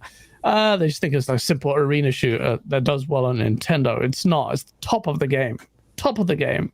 Like, even with all these copycats with multiverses, it's still top of the game. But talking about that, still, one game changed my mind completely on that. Like Foam Stars, I'm like, all right, I'll pay it mine. Do you know why? Because of the crew. The fucking crew. I only played because of Colt. Thank you, Colt. Got early access as a result. He gets the white man benefits. I'm just kidding. That's what he calls it. So he gets those benefits. I get to play a little bit early, and I played it. And the only way I can share it, by the way, is on Twitter. You have to type in #Ubisoft partners. They had no NDA rule. So that's why everyone's like, oh, when I say this game is amazing, #Ubisoft partner, you might think, oh, you fucking sellout. They just gave you something. They didn't give me shit. All I did was access it through game sharing, played this game, and I'm telling you, like, it's sitting weird on Meta. Don't fucking go. Like a 63, ain't it? Whatever it is, I had so much fun with this game. In fact, the instant enjoyment factor actually exceeded Forza Horizon for me. Yeah, because okay, Ubisoft partner. Fuck off. It has its problems. It's basic as fuck. So don't even think about like Xbox guys should be threatened by. There's no depth here. But the arcade elements of it, the arcade mode, that's the key word in this game. The arcadey feel of this game. It's like mixes the best parts of Need for Speed, the old ones that we liked, with not Burnout, because God, we need another Burnout, but it feels like Need for Speedy meets this. The Crew. I never played the other ones, and it's a lot of fun. They sent you a code? Oh yeah. I think they're desperate to get the news out. But I gave it to Blaze. I'm not playing that. Are you a game to Blaze? Oh shit. Yeah, I don't play racing games unless you don't play racing games. Nah, only kart racers and racers with guns. What about you, Jack? You into racing games? I used to be like PS2 gen, shit like that. Just say no. Nah, I don't play racing games currently, man. Like Mario Jack doesn't play racing games. He doesn't play first person. You don't play racing games. What the hell? He doesn't play. Like I told you, this man, dog. Like, how you gonna say you don't play racing games? Then make fun of me for not playing racing games. What the hell? Because I play other genres. Nah. You know what you say? Oh, I can drive in real life. Why would I play a racing game? BG weird, man. Just say silly shit like. Jack don't even play first-person shooters. Just to let you. I play some, not a lot. So this is where your animosity for MP and first person comes in, because you're not going to be happy with fucking Marathon. You won't be happy. I ain't playing that dog shit. No, absolutely not. I'm not hyped for that game either because I don't know what the hell it is. Extraction shit, man. Them game servers look, man. I'm not getting all that. Kind of quite big, bro. I think like this is a PvP focused game from Bungie. I don't think you need to underestimate it. You know, Destiny. You may think like, oh yeah, what do they do there? But Destiny was never a PvP based game. It was actually PvE mad. But people are sleeping on Bungie, man. What the fuck? The tightest multiplayer was Reach. Like these guys know this shit. Don't conflate Destiny's PvP, which I trust me, is basic as fuck. I know it. But they're doing Marathon. You'd be stupid to sleep on any. Like I know it's a multiplayer, which is why people are more relaxed in the conversation. But as a first party studio with Bungie and that quality now associated with PlayStation, it's quite sick. You can't discount it. I expect Marathon to be incredible as a PvP think you can game. discount it like straight away if you don't like the sound of an extraction games as a service shooter, Bungie or otherwise. If you don't like, if that doesn't appeal, then that doesn't appeal. And the PlayStation audience are not like the typical. I don't want to like generalize everyone. There's like 40 million people with PlayStation 5s or whatever, but no, generalize. PlayStation's typical catalog, and it's like. Exactly. You know what's funny? Since the game is a multi-plat, I fully predict that game is gonna have more players on PC and maybe even Xbox. Because just like you said, PlayStation fans don't play shit like that, bro. We don't at all. That's why I don't understand the. I don't understand it, bro. I really don't. Call of Duty and Fortnite and shit do fine on PlayStation though, right? Like there are people that play them. But... More people on PlayStation play Fortnite than on Xbox, I think, right? Like those kinds of numbers. Probably Fortnite, but that's third person though. Like COD as well. Call of Duty, I think as well. PlayStation dudes will be into a third person shooter more than a first person shooter. Exactly. And I just have no thoughts on Marathon or Fair Games because I don't know what they are. And you know that's my thing. Like I hate cinematic trailers for multiplayer games. It doesn't tell me shit.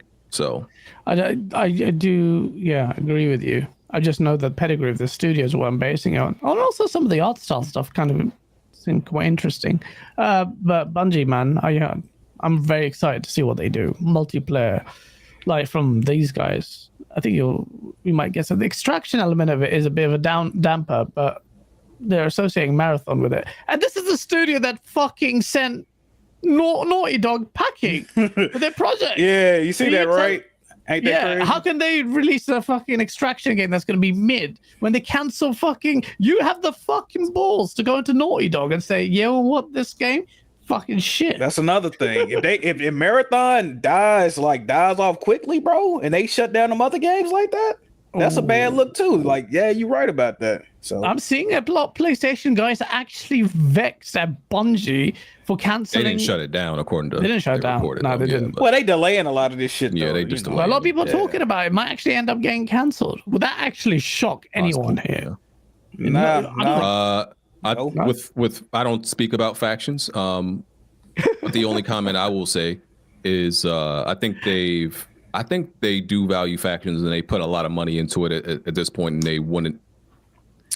I think Naughty Dog is one of those studios. I don't think you could just cancel their game. Like that shit is vaporware. I don't think you pull that off. I don't think you cancel a Naughty Dog. All they gotta do, if they want, it'd be shocking. They probably do want to cancel it because all the money and trouble they put into it. If they cancel it, just all they gotta do. Hey guys, we ran into crazy developmental trouble. We're sorry. You know, Factions 2 never coming out, guys. But we're here to show you guys our brand new adventure coming exclusively to the PS5. And they're gonna show you some bullshit. It's gonna look nice. It's naughty though. It's gonna look fucking fire. Everything is forgiven. Everything is forgiven, bro. You know how these people are, bro. Facts. If that happens, that is exactly how it's gonna go down. Bro, they just celebrated some they celebrated what, Last of Us 10-year anniversary or some shit. They was like, we got some exciting news. We ain't gonna give you no news today. We ain't gonna show you shit today, but just stick around. Like, what? And ain't the Last of Us Day coming up soon? So Yeah. They've they gonna never show shown some more- anything good at the Last of Us Day. they're gonna show us some more vinyl records we can buy, a fucking flannel shirt that Joel wore. Like, what? Where the games at, bro? I don't give a fuck about the rest of this shit, man. Oh, here's a cigarette pouch. Like, what the fuck is it? Who uses this shit? A flask? Like, bro, this merchandise silly as hell, bro. I'm not using none of this, bro. Don't get me started, So bro. you wasn't feeling that postcard that one year? When they Yeah, showed you the postcards and fucking. on Last of Us Day, they showed you a fucking postcard. What you mean, dog? Listen, move on, man. I'm getting mad, man. I'll move on, man. Fucking Naughty Dog. I think that would happen. I'm thinking it would exactly go down. Jack said exactly. Uncharted 5. Boom. We've cancelled it, but boom. No one's gonna complain. Everyone's gonna, oh fuck it. No. Yep. They did the same thing, bro. Didn't nobody know that the Last of Us Part 2 wasn't gonna have online until like they came out as last minute. And what was people's response? People like me and BG was upset, but most people was like, "Oh well, I didn't play it anyway. No one played the Last of Us for the online. Who gives a fuck? Resources." When I went to war, they didn't care. PlayStation dick eaters, and that was like 5 years ago. We've been waiting for like 5 years, bro. Where is it, man? That's crazy. And that's why I got my revenge when when Microsoft bought Activision, because I was like, they was like, "Oh, shut up, we don't want multiplayer. Go play Call of Duty," and that's why Call of Duty got not taken, but taken from you, bitch, because I told you they should have been working on their own multiplayer games. They get what they deserve, man. They get what they deserve. I tried to tell them. That's it. Yeah, absolutely. It's fucking facts, man. Like, you're the lone guys there, man, fighting this battle, man. This is the thing. Like, that'd be so frustrating to me if I was like more PlayStation leaning. And I'm battling. Like, I do these little mini battles all the time, but these, like, fucking multiplayer. I was getting cursed out on Twitter. When I was like, I really wanted Factions 2, I couldn't believe they took it out. They was like, shut up, why you bitching about that? The game gonna be great. Like, damn. I play Last of Us. Bro, I played Last of Us online for like 8 years on and off, bro. Like, a lot, right? So it's like, I really was looking forward to that. So for y'all to, matter of fact, what's so crazy about this shit, bro, they waited until the Last of Us Day to announce the shit. This supposed to be a day. This supposed to be a day you celebrating the game franchise. So you celebrating the game coming out by saying we took out a key component to the first game. I'm supposed to celebrate this shit, like, huh? That don't make no sense, man. Fucking people took it though. They know. I can't believe it, bro. I can't believe it, man. I love the revenge I've been getting, man. Because then since I've been telling people that PlayStation needs to make multiplayer games because they're charging you for online, they've increased the price of it like two or three times since then. With less games. And still no multiplayer first party game. Where's the noise, bro? There's no noise for the PlayStation. You love to see it. I tried to tell them. They didn't want to listen. Xbox Game Pass price hike got U-turned in under 24 hours, bruv. PlayStation guys, they sent it there, shat on you in the fucking HD, and then said, what? A little noise here and there, yeah! Silence. Vacuum grenade got chopped. I hope they raise it again. I want PS Plus Essential to be $120 a year. And then standard. I want that to be the standard price. When they increased the price of what was it? Game Pass by like $2 in each tier, and like Uni and like dudes was losing their mind, and I was like, Uni, this it's $2. This is not a big deal. I promise you, this is. They was right for doing that though. They was right for doing that. And now PlayStation increased the price of their highest tier by like $40. I'm like, I told y'all it wasn't a big deal. I told y'all then. Yeah. Like that was nothing. Y'all complain about $2. Jeez, and 40 like that. No one complained, bro. Like they just took it. Apart from Nick Marseille, apparently he's not gonna resubscribe. I know you're listening to this, you piece of shit. Phase 23 in Brooklyn, New York, with a $20. Bro, I mean, this guy's got nude pictures of me on his phone. Bro, he's been you dropped a meme once where it looked like it's Nick Marseille, man. He's the. I gotta ask you about that dude, right? That little bald dude, right? Yeah. So I gotta ask you. I be seeing y'all go back and forth. Yeah, little bald motherfucker. I be seeing y'all go back and forth on Twitter, right? Is that real beef or y'all like cool? Y'all just joking with each other? Like, nah, bruv. Like, that's beef, bruv. He blocked me. That's real beef. That's real beef. Of course it is. Bro. All right, cool. Yo, Jack, I'm convinced if one of them ceased to exist, the other would literally disappear. It's like a Dr. Trey Black Bond thing. It's one of them situations. It's a equilibrium. Okay, Bruv, I see. If we're gonna be real, he has been absolutely violated, bruv.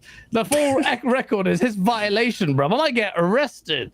Bro, hey. Luckily he's got naked pictures of me. There's one picture of me put with all these games coming back is a good thing, and then you got a picture of me doing an orgasm face. I'm like, bro, does his wife know about me, bro? Like, bro, this is like some of the. I like the back and forth. I like it. You've ever seen in life. Like this is Batman, Joker. It's like the Celtics and Lakers back in the '80s. Yeah, Celtics, like, bro. Yeah, I like that.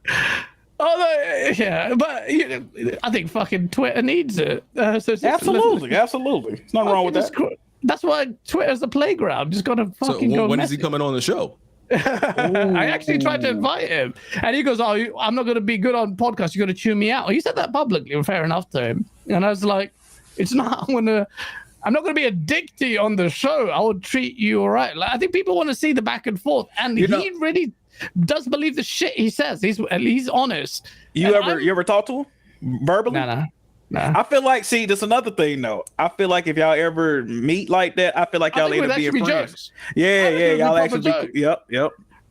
He's fucking weird, but at the same time, it's like I reckon we'd actually have jokes time. I do think that. I feel sometimes I'm starting to soften up a little bit. The ball jokes might be like. He used to have her when I first seen him. What happened to his hair? He used to have her back in the day. Stop this, Jack. Bro, he did. He used to have her, man. The man went bald, man. Have no hair. Stop this. I could have swore the man had hair, bro. Didn't he go by like Bunny or some shit like that? Bunny, hair, bro. What that the Bunny dude? Didn't he have that in his name? I might be tripping. Yo, what? Oh my god! PlayStation 5 launch caused him to lose his fucking hair. Yeah, all his shit fell out instantly, bro. That was crazy. His shit look like cotton candy now. Hey, shout out to him though. Cool dude. He's just funny. He's weird, but yeah, I'm sure it would be good guy. Phase 23, Brooklyn, New York. Microsoft needs to give you options for their games, guys. Like PlayStation's 30, 40, and 60, and 120 VRR mode with ray tracing for Spider-Man 2. Insomniac is carrying PlayStation 5 on their back. Spider-Man 2, man. I shit on Spider-Man because I think Spider-Man 2018 was such a fucking basic game. I felt like that's so overrated. And then when they showed this, and it's still a conservative upgrade over what this 2018 was, but it looked good. It actually, like, that trailer I saw the quality of it, and I'm like, fuck's sake, man, Xbox, get your act together. The quality and polish, even though I'll be honest, I'd rather have Starfield over Spider-Man any day, because that different kind of depth there. But from a first party studio, I do want to see the level of polish you see in this trailer. I think it's a great trailer. It looks like it's actually fun to play as well, based on it. Just the powers are really cool. Traversal, I'm a big fan of that, so that seems to be better, way better than the first trailer. I thought the first trailer looked kind of shit. I was like, this might not be that great. Now watching this, I'm thinking this looks ultra polished. I still have questions on the side quests, like what you're doing. You got a penis shape map now on the right. I just noticed that. Yeah, it just looks like a penis, bro. That's what they've added. That's the new map, bro. I did not notice that, guys, but yeah, I didn't you got the eye for it? Okay. That's crazy. Come on, bro. If you look at okay, no. Jack, can you confirm? Digging a hole. Please, I don't know nothing about nothing he talking about. I don't know nothing about that. Why am I seeing dicks? But yeah, that's what I saw. This map, and I'm like, what are the actual So the New York bit came up, and you had these pretty rundown buildings, and they were like, what the fuck is this copy and paste shit? And I'm just kind of laughing. And I said, oh, look, it's set in Karachi. But generally, let's be real, visually, this game looks fucking crazy. This game might hit now 90 plus meta. And the last game was 86. I think the game has the reviewers will judge this a little bit. I don't know, fucking not GameSpot, but they should judge it a little bit more careful. Like take into account the derivative nature of it. Now I know this is sequels. I'm not trying to downplay it. The bar has to be higher here to impress us. But it looks like they're raising the bar in quality, visual style, some of the gameplay variety. But there's still some questions to be had. BG, what do you think this game's going to end up being? And did you like 2018? Yeah, I thought 2018 was great. I think I predict an 89. I damn near don't predict a 90 for anything. The only game I did really feel would get a 90, and it did, was God of War Ragnarok. But like most games, I think that 90 is like really elusive. So I think an 89, and like some of the problems I had with the original game was the boss fight designs weren't the best.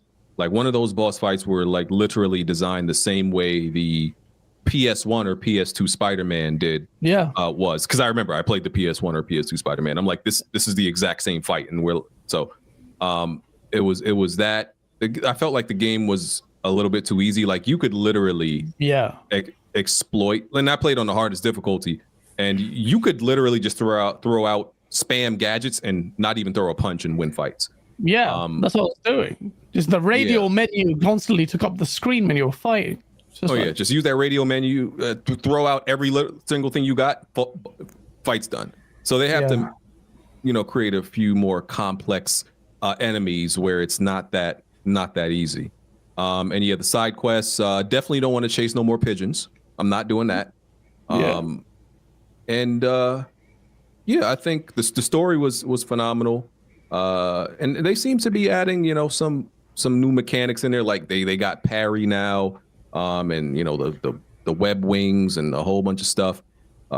This is why developers get paid so much, because they have to be, the creatives and think outside of the box of what they could add to a game.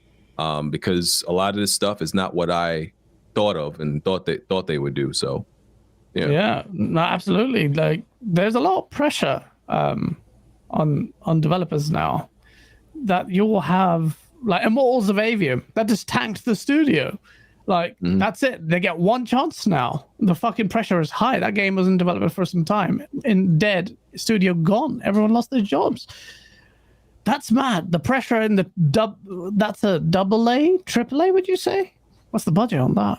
High AA probably, but those visually, all them particle effects and it looked expensive.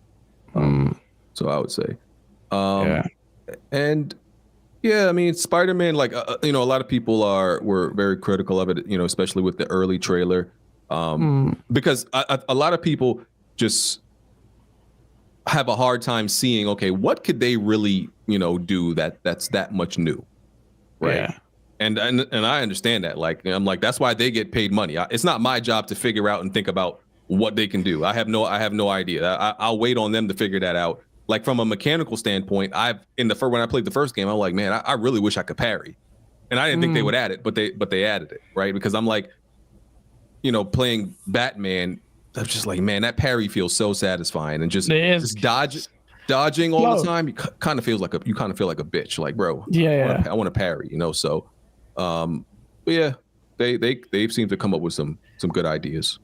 89, and that I think that's what I would say.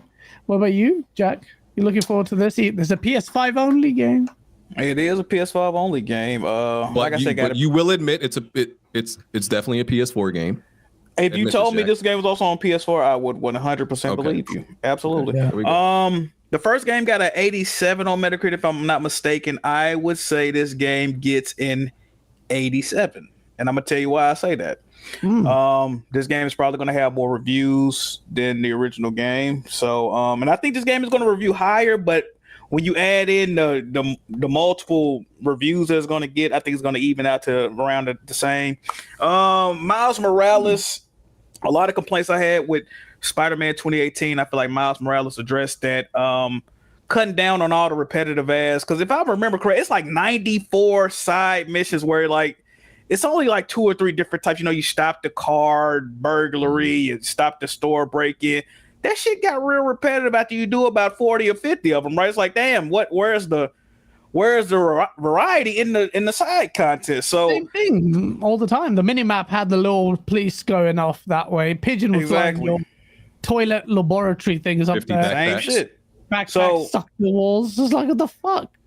And I agree with you. The first showing of Spider-Man 2, I was like, this shit look kind of the same, bro. It even had the same enemies, just with different outfits on. You know what I mean? They was the Silver Sable guards, but now they got on fucking leopard skin fucking vest with they chest out. I'm like, it's the same guy. It's the same guy. He got the same guy. It's the same guy. Okay. So each time they show this game, though, man, I will say it's looking better and better, man. Definitely beautiful visually. I saw a little bit of the preview footage. I heard they was spoiling shit, so I didn't watch all of it. Saw a little bit of a boss fight. Yeah, so your tweet on that. Man. Them boys, Shay, and like, so for those of you who don't know, I'm like I like seeing spoilers. Like, people call me sick because I actually like. Sometimes I go look for spoilers because spoilers just don't bother me. Mental illness. Yeah. If I come across it, doesn't bother me. Yeah, it doesn't bother me at all, bro. Like I get spoiled on movies and it makes me more excited to see it sometimes. You weird, bro. You weird. You weird. You know that, right? You weird. It is what it is. Yeah. But bro, the spoiler that IGN put in their video, I was like, I was like, are y'all serious? Really? I clutched my pearls. I was like, y'all not real for this. I was shocked, bro. I couldn't believe them. If BG shocked by a spoiler, you know that shit crazy. That's all I'm gonna tell you. It was egregious, bro. It was like major story beat type spoiler. I think that was the video I was watching till I turned the joint off. I'm glad I did. Damn, man. I don't even know what that big thing is, but it sounds like it'd be obvious. Like, boom, that's a spoiler. Like, that big? Like, to show a character or something? There's got to be a character. That's what it is. I'm talking to what the spoiler is. Thanks, Mutley. Yeah. BG will tell you what it is if you keep talking. No, it's something a character does. It's not spoiler territory. It's what the IGN showed, right? But yeah, wow, that's okay. We won't ruin the game for you, but that's fucking terrible, bro. I remember ages ago, I used to watch this program on TV called Cybernet in the UK, and every 4 p.m. they showed in the news. I am dying for Halo 2 at this point. Like, I'm fucking dreaming of Halo 2. I was the guy like counting down at uni. I got my limited edition pre-ordered. Went there at 7 o'clock in the morning, and 7 a.m. in the morning I went to fucking Game in the UK to get this game, and there was a line there already. But I was the only one who had the limited edition order. I was like, yeah, skip that shit. Big moment for me. I don't know why I even mentioned that. I am too murked. What was the relevance of that? Why did I mention that? I have no idea. I thought you were gonna say you got spoiled on something. You ain't had no. That's it. Thank you. But just imagine all that hype, and just 2 days before I'm about to get my fucking game, the game tells me you get to control the Arbiter. That is a huge shock to me. I was like, what? No, why did you show me that? I couldn't believe it. And to this day, every time I play the fucking levels with the Arbiter, I just think of that preview. Like, you fucking ruined this moment for me. For me, it would be big. It'd be like Raiden in Metal Gear Solid 2 big. And they fucking ruined it. Bastards.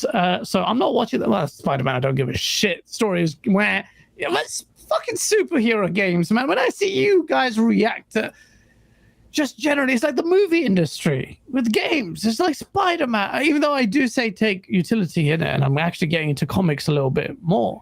But some of that shit is lame, man. Good comic books, X-Men, the new one written by that fucking crazy author. The comics are insane. You can make that into a game, I will buy 3 copies. It's fucking crazy, that story. But fucking everyone likes superheroes as well. They're basic. Yeah, I've always been a big fan. The post Thanos era of Marvel, they definitely been struggling though. But yeah, it's shit. I do love superhero stories. I think they're typically well written. I think in the comics they're well written. In the movies, it's not that. A lot of the movies be ass, bro. People ain't gonna be honest with themselves. A lot of movies is ass, bro. Jack is just not a fan in general of comics. No, I like some MCU movies, but most of that shit is ass, bro. Like, no. Even the good movies, it's like, yeah, like Spider-Man. Like, have y'all noticed the Spider-Mans in the MCU? They ain't been about Spider-Man yet. Have y'all noticed that? It's always about some other shit. Like, bro, the first movie was about him. Homecoming was garbage. Him riding fucking Tony Stark's ass and being up his ass the whole movie. The second movie was about Mysterio being his mentor. It really wasn't even about him for it. And the third movie was some nostalgia shit. Like, you remember these Spider-Mans that actually had good movies, guys? Here they are again. Like, it ain't. I've been waiting for this dude to be Spider-Man and do some shit the whole time, bro. Like, but the thing with Jack is like, it's like the argument we have about like Will Smith as an actor, right? He think Will Smith is not a good actor, right? He okay. He ain't better than Jamie Foxx, like people were saying. Yeah, but no, Jamie Foxx I'm not having that argument. compared to Jamie Foxx. Yeah, I don't have Jamie Foxx way better. But the thing is, Jamie Foxx. I think Jamie Foxx is definitely a better actor. But that's what I'm saying. That's what I'm saying. No, but hold on. But the thing is, Jack only has seen Will Smith's worst movies. I've seen a few Will Smith. I haven't seen a lot of his serious movies, but I've seen a lot of his movies before. I just don't like them, the best ones, and he'd be like, "Oh, Will Smith sucks." No, you just watch the bad ones. Sucks. Will Smith's shit actor, man. What the fuck? If we being 100% real, Will Smith is a glorified TV actor. No, I said what I said. Okay, Jack. Okay, real quick. Glorified TV actor, man. His range ain't there, bro. Jack, have you seen 7 Pounds? Exactly. No, I ain't seen that one yet. Have you seen the Concussion movie? The one that got critically panned where he was pretending to be African? That was critically panned. Yes, it was. You seen I Am Legend? Yeah. What about iRobot? And there's a bunch more. I seen part of iRobot. I ain't seen you ain't seen a lot of good Will Smith joints though. That's the thing. I'm gonna be real. I do need to watch more of his movies, but I just don't like his acting style, bro. Like, all right, bro. It's overrated. It's overrated, bro. I gotta be real. He repeats the same tears, the same cries, the same laughs. They're Will Smith laughs. They're Will Smith's angry, like sad moment. He very one note as an actor. Hold on, we being 100% honest, bro. But I gotta make the argument real quick, and I'm not against this because I love it. But Denzel Washington plays Denzel Washington in every single movie. It's literally Denzel Washington as an assassin, 100%. Denzel Washington as a father, Denzel Washington as a plumber. He doesn't even change. But Denzel's still better than Will Smith though. Because Denzel Washington is that fucking incredible. He's great. But Denzel Washington doesn't try. He just plays himself in every movie. He doesn't have to. It's a cheat code. It's not fair. Okay, look, we can do this. People that act the same in every movie I'm still putting over Will Smith, Morgan Freeman, Samuel L. Jackson, Forrest. All these dudes, bro. I'm putting over Will Smith, bro. It's simple. But it's egregious to even put Jamie Foxx in that same sentence. That's what I'm saying. People act, bro.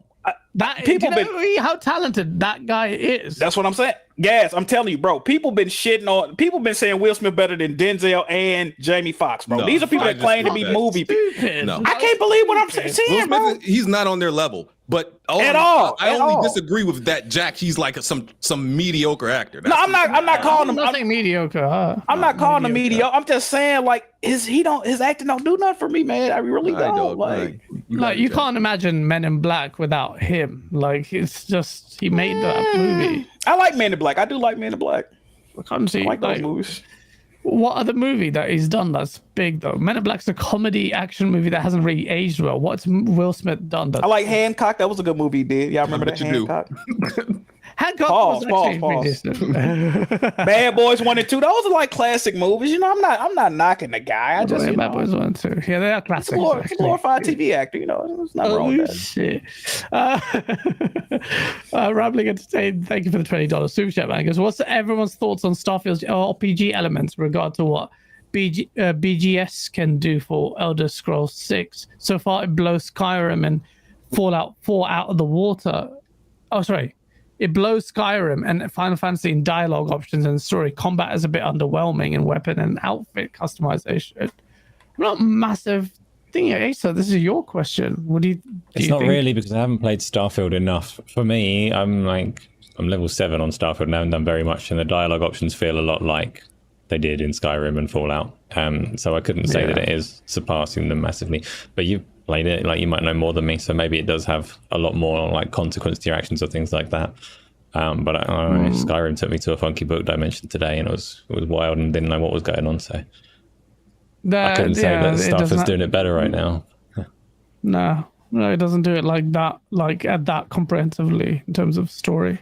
But it's good. It's the best one I played because I haven't completed the other Bethesda games. The Bethesda jank wear down on me, but this one, everything came together. The quality was really good, but definitely not the big game of the gen it needed to be. I can definitely understand all the range of scores for that one. But this state of play, I didn't see your video, BG. Do you think it was good? You're a pretty harsh critic of these. Yeah, I gave it like a 5.56. Only because I rate these shows based on what we're told they are, right? Like I gave the last one, the last like 2 major PlayStation showcases, I gave them like 2s and 3s out of 10s. Yeah, because based on what they're supposed to be, right? This was they said very clearly that this was a third party, an indie showcase. So that's how I'm gonna grade it. But the didn't last they lie? They showed first party as well. Well, they said predominantly Spider-Man, yeah. But the ones before this, where it was supposed to be PlayStation, mainly PlayStation shows, right? I expect to see first party, and that's what I mainly watch, showcases and stuff for. So if you just don't show me mainly first party games that impress me, you're gonna get a very low score from me. I like 2s and 3s. Yeah, I thought the last thing they did was probably one of the worst PlayStation showcases I've ever seen. Like probably second best next to that. Like I think PS3 had a really bad one, but that one was probably like the second worst showcase I've ever seen in my life. Like I hate it. So, this one was just average. It was stuff we've mainly seen already. It didn't really. I probably still could have just been an email. Yeah, it's good to whip up the frenzy. It was announced last minute, boom, done, and then you got a little bit extra because everyone's thinking third party. But really, they showed Final Fantasy Rebirth. That looks really good. Spider-Man 2 looks great, actually. For a lot, even like detractors like me of that game, I'm interested in this game now. Seeing whether it does what it's supposed to and really rectifies, because I still haven't played Miles Morales. But Helldivers 2, apparently, I saw a bit of it. You said that it's releasing at the right time. It got delayed. It was just supposed to come out this year. There was rumors about that they were targeting October, and I was like, listen, if y'all release this game in October, y'all sending it to die. Absolutely. That was. I think you said that as well. Yeah. It would be death. So February is a really good month for this game. What do you think about it when they showed it off? Do you think this is a multiplayer game that scratches your PlayStation itch? Well, it's a co-op, I guess. When I think of multiplayer, my intention is to shoot another person in the face that is holding a controller. PvP, yeah. Okay. Yeah, PvP. I need to shoot somebody in the face. But it'll be a cool, co-op experience. I played a little bit of the first one. It'll be cool. I think it'll be fun. Nothing I'm like blown away by. Metacritic predictions for that? Low 80s. I think maybe probably low 80s. That's not bad. It's not bad. Go to 81, I guess. 81? Well, I think it'd be pretty good. Especially now with Starfield at 83 has humbled people now and galvanized another group. But Jack, are you looking forward to Helldivers? It's not your type of. Please don't say it's not type of game. No, I'm trying to defend you, bro. I play Helldivers. Yeah. Yeah. I mean, what I think I could get on Metacritic, probably like a 84 or something. But the thing about Helldivers 2, man, firstly, if that trailer's in the indication of how the game runs, that frame rate looked fucking horrible. Okay, yeah. So they didn't do the game no favors with the way they just displayed it, and then with that canned fucking commentary, hey guys, load up my cannons for me, and all this other stupid ass. Why do they do that, man? That's so lame. They did that with you, man. Every time you fucking do that, it's just stupid and it just looks forced. Ubisoft's The Division. Do you remember? Yeah, I was about to say Ubisoft started that nonsense. They think it makes the game look cool. It just makes you look like nobody games like that, bro. Yeah. Makes your game look like a meathead, like hey, I'm on your 6, buddy. I'm Yeah. I do not play any playtesting. It would actually be better if you showed it like normal banter, because then be like, oh, it sounds like people are playing. It's like, yo, you piece of shit, what the fuck you doing? And that's why they can't advertise it, because that's what the real conversations are. But I mean, it looks good. I will say that the frame rate didn't look that great in that At all.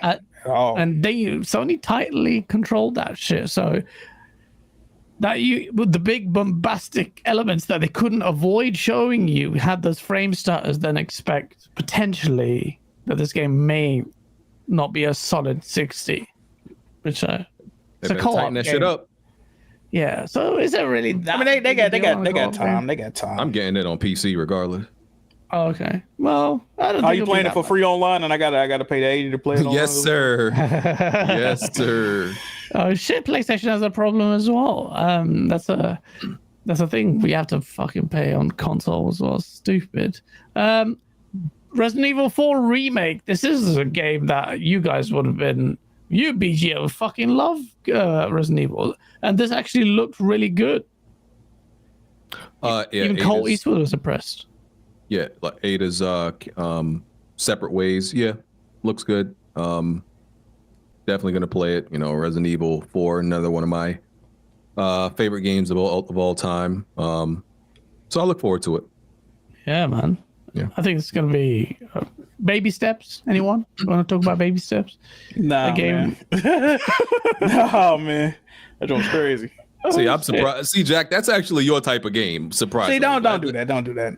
You like these weirdo. I don't want to run around. Came out of a. I don't. Basement. Nah, I don't want to run around as a dude that's built like me in a fucking onesie, dog. I'm good on that, bro. That was crazy. I'm not doing that, bro. I like the name. I'll say that. I'll never play this game, but I thought the name was clever. Yeah, that's cool. Yeah. How you open up a show with that, man? That's how I knew it was gonna be some bullshit, bro. I was like, what the hell is this shit, bro? They had already shown that game though. I seen that game at the Devolver Digital's conference they did at Summer Games Fest. So I had already seen that game before, but you open up with that. That was fucking. I love it, man. It's just perfect. But overall, the show I think was okay. One last game that we haven't talked about is probably the last topic is Mortal Kombat 1. Mortal Kombat 1 is out. 84 meta. I did say it was not going to touch Street Fighter, but I'm a big Mortal Kombat fan, and I don't know any of us have played it. I bet you none of us have. Nah. No, I don't. I only don't play fighting games because they have. You asked them. No, sir. Actually, they require a lot of time commitment. Like I honestly avoid a lot of games that require too much time. Like to actually be good. I'm like if I'm gonna play a fighting game, I'm not gonna play it casually and just be, pressing buttons. I'm not one of those. When I play fighting games, I actually sink a lot of time into it to be proficient. And I don't have that type of time anymore. That's why I choose not to play, a lot of games, that have that just require too much time to dedicate to it. So I'm the same, and it's fucking it's just painful to drop Street Fighter 6. I want to stick to it, but then Mortal Kombat's coming. I have to stick to that. I'm not going to have time and then play all these games. Like the backlog and time is so limited. You're right, man. Like they're great games, but the voice acting on the game looks fucking cracked out. Like, who is it? Who's that? Besides, freaking Megan Fox. Yeah, that's it. God, that's. I'm excited though. I can't wait for the story. That's the one you just get danked up and just watch the story. It's fucking epic. But I haven't read any reviews for it as well. But I hear the ending story isn't that good or something. I'm like, what? I really like the story in the last one. Lord Meyerhoof, thank you, man. He goes, Halo Gaz, the Pony Commander. Finally watching it live. Hey, man. And we're about to end. Sorry about that. But yeah. No, this is why I like my one and done games, man. I got time for them. Yeah, exactly. I'm going to be doing the same as well. I've got some other fucking games that I don't know if I even should go back to, like Plague's Tale. Well, I just haven't started that. I've got it downloaded and I'm like, should I delete this? Am I actually going to play it? Because it's just fucking crazy games. I got Mortal Kombat 9, Armored Core to complete, and I want to complete all the arenas as well as do all the story stuff. And then I've got fucking Sekiro to complete as well. Then I've got fucking Spider-Man 2. They actually look See, man, really you gotta good. stop starting so many games at once, man. That's how they get you, bro. That's the problem. Yeah, You gotta play two max, two maybe three max, man, at a time. That's my rule. I play one game at a time. I don't multitask. I be calling out. I be telling a lot of these dudes. I think a lot of y'all who be playing, having like 8 games downloaded and playing. I don't think y'all beat no games. I just don't see how you could beat games like that. It's impossible, bro. Unless you really gaming like that. Like, I have completed a couple of games. Actually completed like it's like 2 bosses. You complete them almost sometimes like the same time. I used to do that a lot, but now I can't do it. I have to focus on a single game. But before this, let's start this gen. This is why I'm so slow in completing games, because I'd go jump. And I actually use quick resume a lot. I'm not gonna lie, but it's a nightmare for fuel for someone with ADHD, man. Trust me. That's literally what it's for. It's for people with ADHD. Play one game at a time. You'll beat it faster and then move on to the next. And these games long as hell now. You know, you don't really got like linear games no more, man. Everything is an open world or like a online situation, bro. Man. That's what I'm so in favor, and chat's gonna hate me for this, but I'm so in favor of shorter games, like just short. Yep. I agree.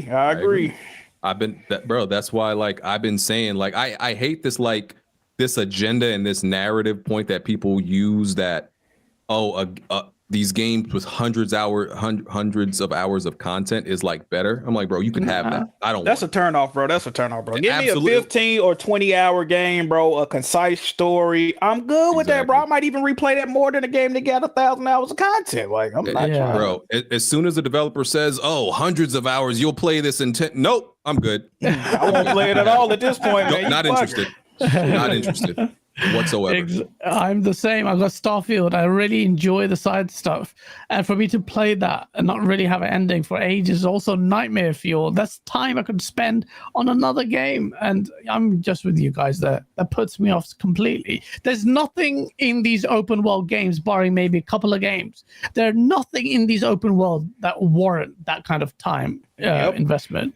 There's no evolution in that formula. I'm not seeing it. Maybe Death Stranding did something unique, or I haven't played it. But like, there's nothing unique. They're so formulaic, so generic. I'm so annoyed at that. Need a change. RPGs are an exception, but even the RPGs I play, like, they're like 40 hours. RPGs are really like the RPGs I play like 40 hours max or something. Yeah, no, Starfield's core story wasn't that long, but like I enjoyed it, and I thought the length was perfect, and I need that kind of stuff, man. Because Witcher with this fucking side quest is like 3 core stories, man. Like, what the fuck is this? I can't play that. Like, it's just crazy. I have to be really invested into it. And yeah, that game, I don't know, man. Like, I'm happy with the quality of the games. I'm loving the games this year. It's just so good. But one thing that vexes me or frustrates me or disappoints me, is the better word, is the lack of any just evolution in game design. You're not really seeing AI change at all. Nope. The tech is out there. I'm not only seeing modders do it and fucking Skyrim, but you can have like adaptive and vocal conversations AI. Normally you would incorporate that tech straight away. You'd hear about projects doing that. That's what I be complaining. Games haven't gotten better. They just look better, and some of them load better. But as far as mechanics, AI, concepts, story, it's the same shit we've been playing since the PS2. It just looks better, man. Another thing I disagree with Jack about. But what can you disagree about? How? What is changing? Bro, is so incredible. You just said Perry. He happy Perry got added to Spider-Man 2. I never made a big deal.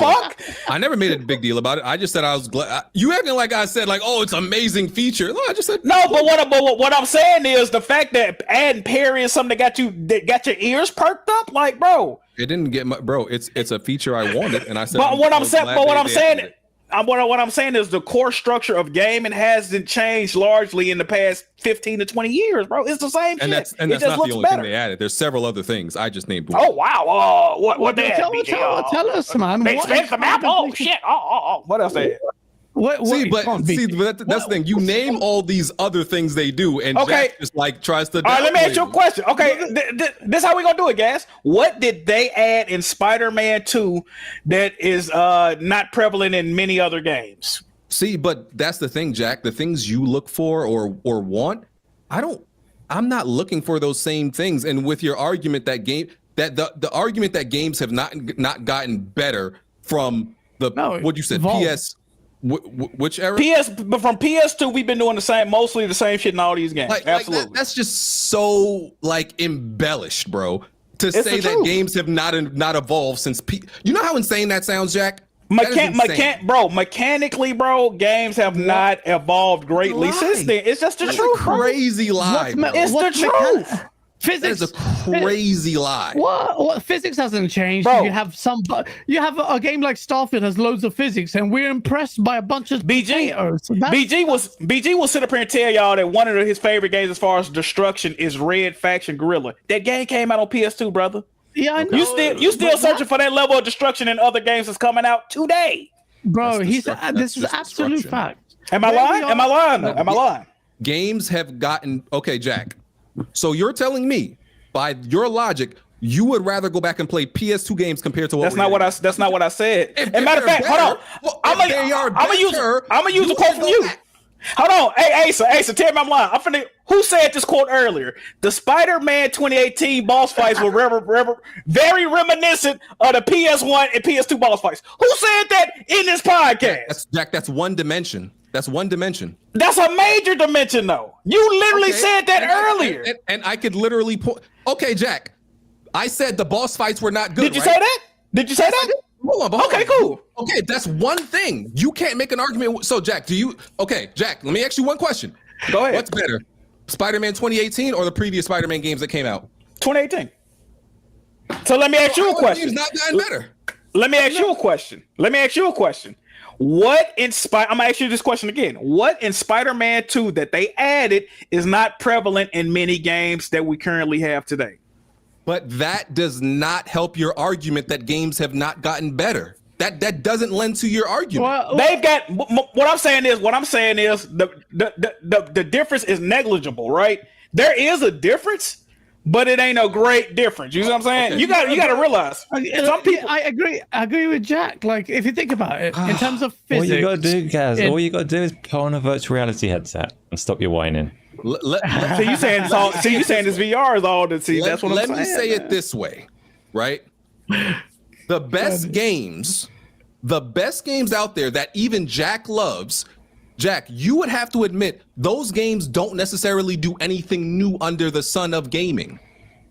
They just do everything. It depends on the game. But it doesn't do anything. It doesn't. If we look at some of the best, like critically acclaimed games that Jack loves, they're not doing nothing new. Okay, I'm gonna bring up a game Asa mentioned earlier. You see how I like to bring shit full circle? He mentioned Hades. I can't really think of a game like Hades that came out previous, where every time you do something, the game is interacting with you. You can talk to a random character. Oh, you died like this to such and such last time. You did this.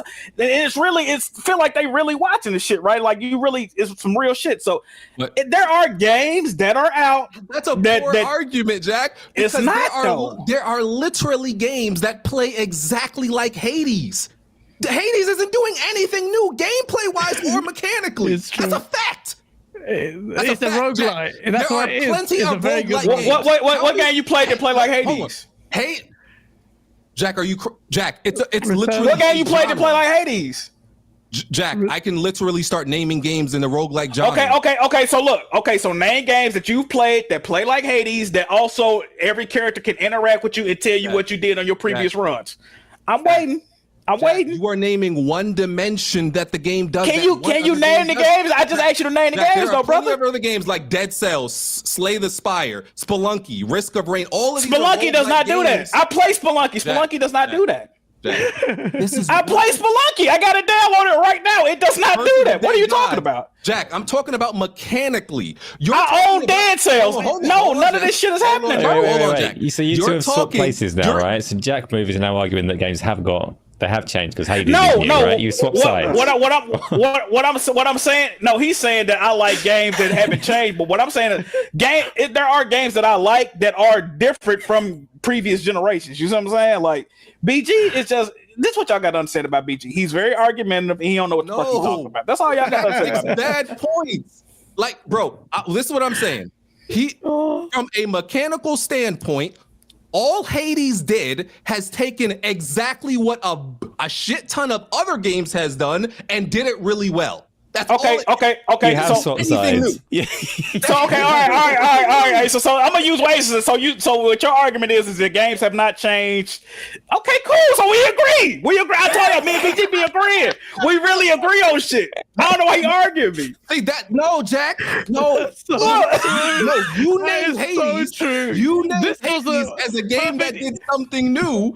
And my point is, I don't really care about that stuff. This whole time, my point is, you agreed with him. We just been agreeing this whole time. BG just don't want to admit it, man. Jack, you just killed your point. I agree with you, BG. Whatever you saying, I agree with you, man. Whatever you saying, I agree with you, BG. That's it. I agree with you, man. I said, Jack, what game has really done that? Done stuff new, and you name me Hades. I said, and my point is, games have gotten better, but they have not gotten better necessarily by doing anything new, and they don't have to. That's my point. You're saying Hades is something new. Hades didn't do shit new. Hades all right, how about this? Hold on. Hades took what was already there and did it really fucking well. That's what most games are doing now. There is hardly any game doing anything new under the sun. So, almost nothing. Okay, so how about this? That's why I gotta. And I'm okay with that. I'm not okay with it. I don't like the ceiling. I expected better. AI. The last game that did something like really new was with the, you gonna say Shadow of Mordor with the Nemesis system. I see. I know BG. Look at this.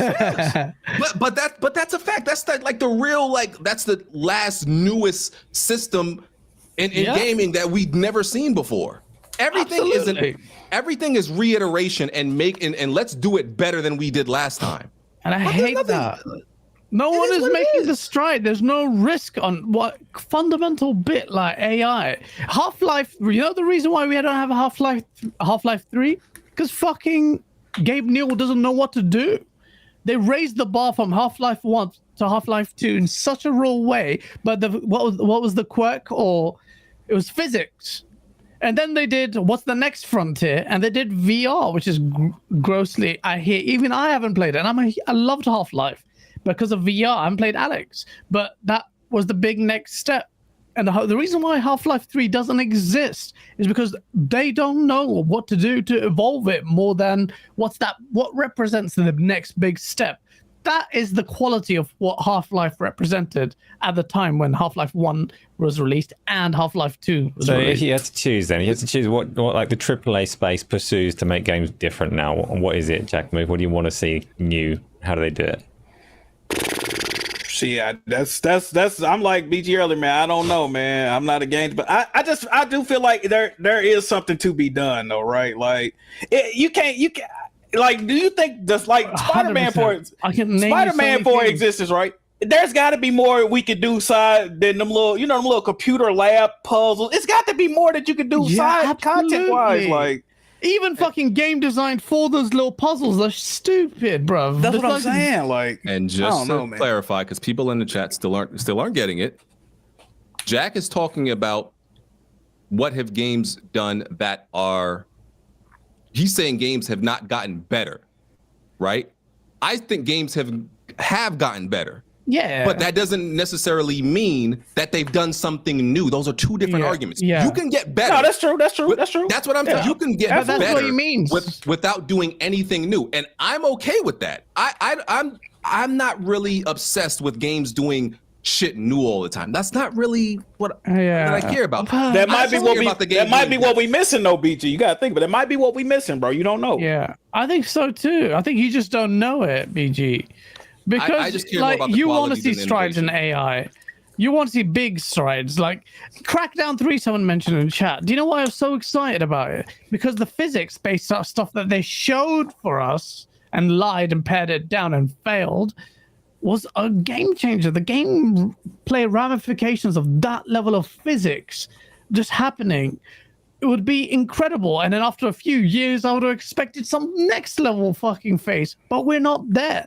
All these games that you mentioned, have you seen how bad the AI is in this game? That is just, it's so poor compared to the spectacle. They work so hard on the graphics and the physics and the sound, but you try to sell me this world and you're working so hard, but my adversaries are literally two-dimensional in their fucking routines. And we have the technology now. We have the tech now. I know it's like slightly early, but I'm not seeing any projects like saying we're gonna fucking change. Bro, they can do it right now. You can have a conversation with multiple NPCs, every response unique, and they will react to you. And they're doing it right now on Skyrim in a fucking mod you can download. And you could be like talking to the NPC and say, hey, that guy on the fucking table looks like a piece of shit, doesn't he? And they were like, yeah. You have to sign up and subscribe and pay per query to ChatGPT for that mod to work. Like, I see that as the future, and I want locally trained AI models to do that. But Skyrim, as an example, is like, that's not commercially a thing that's going to be that soon. Well, I want to see, like, I love the idea of cloud stuff. I love the idea of this scalable tech that can give us things that we haven't seen before. I want to see, like, squishy oranges. So we've got Starfield does really good physics in terms of, like, you can spawn 10,000 potatoes and they've all got mass, they'll all forward gravity, they'll all bounce off of things. But if you spawn a load of oranges, they're not squishy. So I want to see physics taken up a level in terms of, like, physical properties of everything in there. I want to see AI get better, like you say, but people often ask for better AI in terms of combat, and that's a really dicey one, because that's all an illusion. See, but people would rather have better graphics, though, if you think about it. Like, if you, and what I agree with you, like, if you give somebody the option, all right, would you rather have squishy oranges or would you rather have fucking, you know, the best 4K graphics?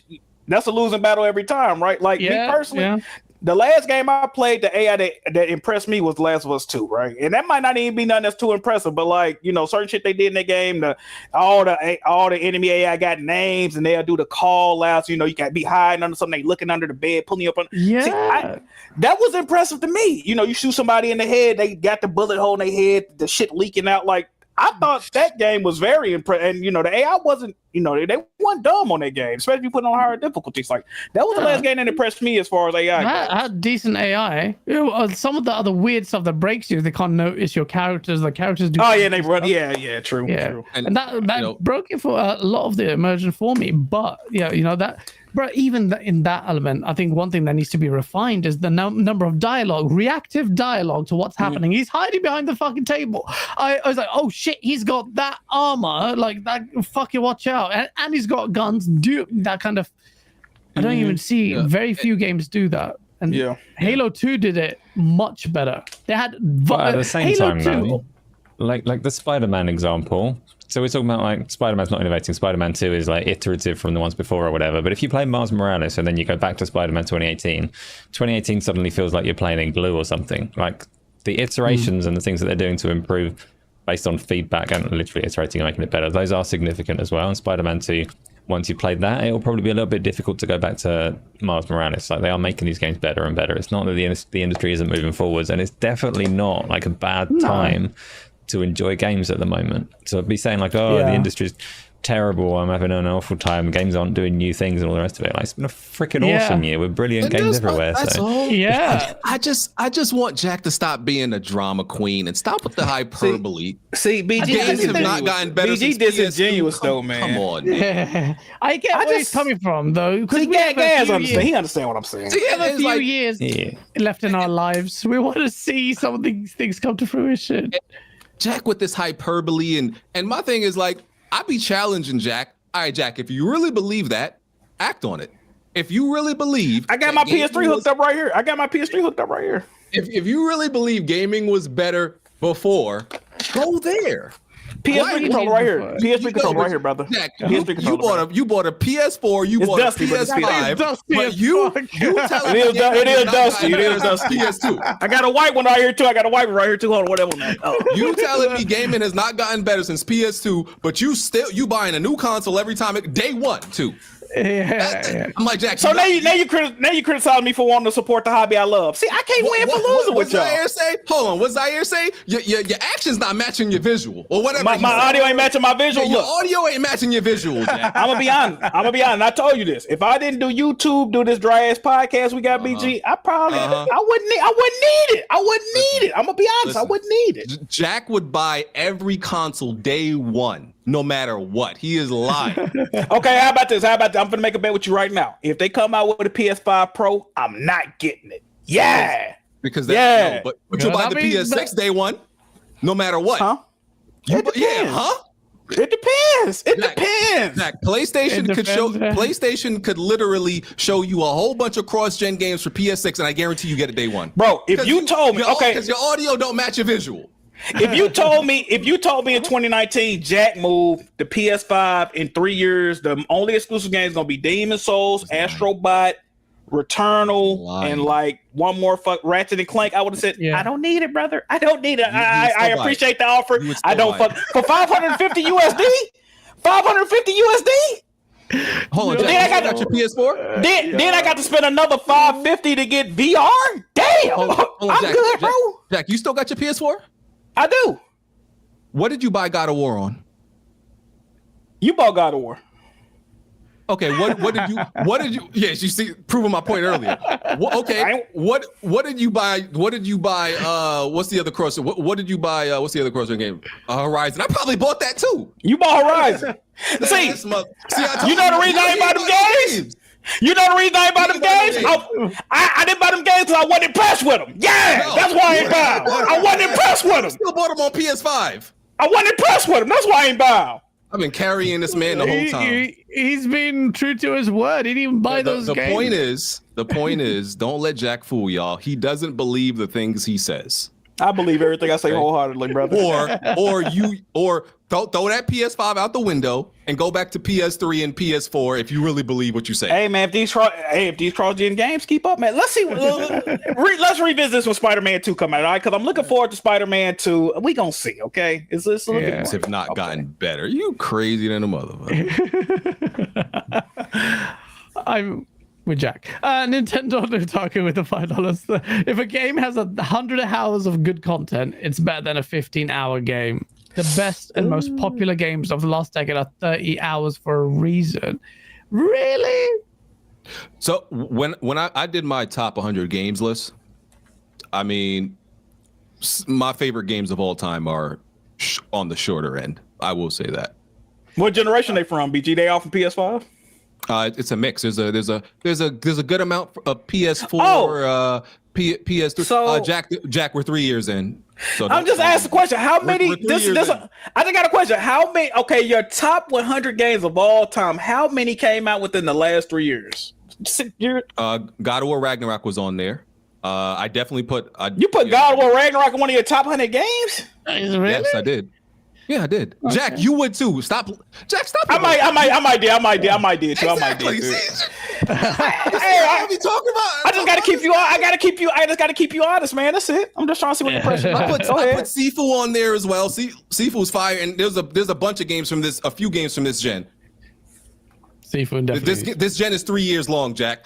Every gen before is literally decades. So of course there's gonna be more games from previous generations. I'm just trying to make sure, bro. I'm just asking a question, brother. You ain't gotta get mad at me. You ain't got to get mad at me, man. Jack, you can't out oil. You can't out grease me. I'm a can of oil, okay? You can't do that. Huh? You can't do that to me. Pump your brakes, brother. What are you talking about right now? You can't. That sounds crazy. That sounds crazy. What you saying, man? You can pull these slick moves and I'm everything. not trying to outgrease you. I never try to outgrease you, man. I assure you. Okay, that's cool. That sounded weird, bro. Settle down, but settle down. We all friends here, man. Settle down, okay? You're not that swift, Jackie. You're a big guy. You can't pivot that quick. Now I'm a big guy. Hey. Hey, guys, control your podcast, man. Control your podcast. I got BG gassing himself up, saying he's got a lot of oil on his body. He's like applying oil and lotion on his body. What kind of visual do I need to sleep?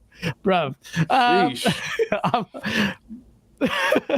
Well, Jack is wrong. That's the point. So, Metal Gear Solid 1, Ocarina of Time is more Oh than god, we're not doing your 30 top hours. 100 games. Shush. Ah, fuck. Oh, you chatty with the $5 super chat. I would assume the Assassin's Creed Ubisoft formula is a jump that happened after the PS2 Xbox era. So the multiplayer F2P games is where the big changes are now. Jack is a drama queen. I'm chilling, bro. I'm chilling, bro. Everything was better back in the day. That's how I sound. That's how I sound. Yes, in my head, that's how I hear you all. Things were better back then. I want to go back to the PS2 days. No, he's is the opposite, man. He wants to see more. He wants the flying hoverboard that we were promising. That's what I'm saying. We supposed to be flying cars right now, man. Yeah, like exactly. we still got regular ass. Like, come on, man. If it was up to BG, we'd be fucking back in the Stone Age. I'm good with this. Man, Just would fine. we? Don't want to. We'll still be playing Pong if it was for BG, man. Yeah, man. Everything's good now. Why don't fuck with you improve? And this is Vectors what and fucking- graphics and oh man. And Colin Moriarty said the same thing. He said, I think the game, like, this is the peak of game design. It doesn't change. This is it. We reached peak. I'm like, fucking kind of peak do you have set such a basic baseline? We have not seen anything. Something is not even fundamental, but it is AI incorporation into that game will fundamentally change how we interact with our games if you have reactive AI. It would be insane. Even volume. We haven't even done volume right. Which kind of MMO RPG? I want to go and fucking fly into a gigantic citadel and see a sea of actual players, not clipping around and all this shit. A sea of people conversating. They have a proximity chat. They can do whatever. Like, just having that kind of scale where you dock into a shit, like, no pun intended with Starfield, but like you dock in, have these massive MMORPG. What today we still see fucking World of Warcraft is like the best example of like what game design hasn't changed. It's not, the scale isn't going there as fast as we, and we're fucking rewarding almost and being excited for it. Yeah. So The VR is one change. I don't want to make the AI is podcast fundamental. longer, but Yeah. another one of Jack's contradiction is Oh, here you go. see, this type of stuff you talking about, Jack wants that stuff, right? But also complains why aren't games coming out fast enough? The type of games y'all describing, that's a long ass. I mean, it's a gift. Am I wrong? It's a gift. It's not a long ass development cycle that they talk. It's a gift and a curse, though.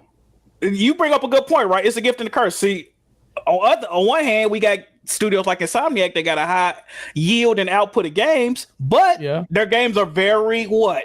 They're very same-ish. It'd be the same shit a lot of times. That's why we having these conversations. Or you could take forever to bring out a game like fucking Rockstar or Naughty Dog, and we get the innovation. So exactly, I feel, it used to be a middle ground. It used to be 4 or 5 years, and we gonna get some slightly better, slightly new. Rockstar used to come out with a game every year, and every time they come out with a game, it's like, oh, that's newer. You couldn't do that in the last GTA. You couldn't do this in the. Now we gotta wait all the time. We gotta wait a fucking decade to even see. Like, damn, exactly. It used to be a happy medium, man. We're getting older as well, like, and we want to see some of that shit happen. We seem like times change, old man. Shit takes longer. Stop BG gonna be bald by the time GTA 6 come out. He don't even realize. Sir, my hairline ain't going a damn place. I seen you last week in person, BG. I seen you last week in person. It's gonna be gone, brother. It's gonna be. I am 33 years of age. Jack, you got the grace. We know, and that beige ain't wearing off on the side. brother, that's a fade, brother. Oh, that's a fade. I thought that was grays. Okay, my bad. You Nah, got man, grays, nah, man. See, and your eyes fucked up. See, this is what I'm talking about. Hey, did you guys meet last week? You know, we did, man. Yeah. Would you talk to? Let me ask y'all. If y'all met like a week ago, would y'all be talking to each other like this, man? This is crazy. The level of disrespect, like like that when you was here. That's disrespectful, man. I think it's the opposite. It's like the side of like actual friends. That's pretty cool. I don't fuck with BG like that, but yeah. Great guy. Fantastic guy. Love him to death. Hey, that's crazy. Okay. I think you're lying, but okay. Yeah, Phase 23, Brooklyn, New York. Thank you for the $2 super chat. Last game to impress him was Red Dead. And yeah, good luck. You're going to be waiting for a good 5 years for the next big impression. I just feel like we need to do... we need some Cyberpunk Edge Runners is a good example, but mechanically trying to evolve things. That's going to be coming out as well. We had a fucking insane year of gaming, despite all of the our understanding or hopes for the industry and its evolution. This has been an incredible year of games. So just do enjoy the games and stop getting absolutely infatuated with other shit. But thank you, gents. It's been a lot of us, as always, fucking epic as well. And I think I did all right considering I had two jets. Anyway. And then I got to deal with this guy again fucking tomorrow. Like, Jesus Christ. You always have my back, Jack. You always got the facts. He speaks the truth. We're going to head out there, but before we do, we have to give the gents an outro who fucking just killed it. Made it. Everyone say they enjoyed the arguments. That's why I fucking love Weapon Wheel podcasts. That's why I listen to it. I listen to it for the animosity. Obviously you have good conversation, but it's the animosity and banter. You got Black Bond was fucking mental. I don't even know who this guy is, but he's fucking crazy. And then you got Jack Jack's there and just fucking says the shit everyone is thinking, and he just says it in a way that's raw, bro. And then this BG goes fucking get his diploma out, doing some next level mental gymnastics. Will take you on a fucking journey with 20 points, but then he's right. But that's fucking weapon wheel, man. So shout out to you guys, and honestly, I love your shit. You invited me last week, but I was doing Fonz's show. But I'd love to do it. BG, what's in store for your fans? You hit 100K. Do you feel any pressure to change things? Something's gonna happen, or you same trajectory? If it's not broke, you ain't gonna fix it. Same thing I've been doing a bunch of the past years. I ain't doing nothing new. Yeah. Same old thing. I'm Jack says gaming, hasn't changed. So why should we? Right? Why should we? Why does Weapon Wheel have to change? So I agree. Yeah, Rand will be on tomorrow. Nice. So and Steel Reigns. I don't know if y'all know him, but Rand and yeah. So that should be a good show. Come check us out. Weapon Wheel Podcast Sundays, 5:45. Yeah, it's always great being on GameOnDaily. Appreciate it. Y'all my guys, man. Appreciate it. Stop being late. Ace is his trainer. I want y'all to know. He says trades. If you trade me, I'll be early. Man, thank you so much, man, and mad love to you as well. And to you, Jack. I'm gonna put that in almost every clip. I don't know if you saw my last video, but I literally had to put that. Fuck you, bitch. I use that in all my videos now. Like when Alana Pierce's sentence, I put your sentence in there to finish her sentence. She goes, if Herman Hulse played my game, if I asked him if he was playing Starfield, you'd say, and I put your clip in there, fuck you, bitch. With reverb. I fucking love that. Fucking 6 out. Oh, I missed that. I saw the clip on it. I put in like 3 videos now. But yeah, man, shout out to you, man. You are literally my spirit animal. Keep fucking putting BG in his place, man. Weapon Wheel needs it. Thank you, man. Yes, sir. And what's happening with your channel? Are you getting fucking like hacked and shit by BG, or is that okay? Because I saw you uploaded a video. Yeah, man. The haters been trying to flag my content, man. This is the thing about content creation, man. If you speak your mind, just know it come with some, anger, resentment. So you got to be careful. I'm trying to navigate a little bit better, man. But yeah, we cool over there, man. We good. That's good, man. You have to. What you're basically saying is to me, you have to tone it down because YouTube can't handle it. That's fucking a little bullshit. bit. Yeah. See, because this is. Yeah, they'll let the audience say whatever they want to you, but you tell somebody, go fuck yourself, then it's a problem. You know what I mean? No, you respond, then it's an issue. That's how it goes. So. Well, that's the fucking limit that YouTube places on it. There's so many people that go fuck themselves. Well, half the skits are literally elaborate ways to tell people to go fuck themselves. You gotta be more clever about it, man. You can't just directly say it now. Yeah. Well, times we live in, man. It is, but we still love your shit, man. Thank you so much for coming on, man.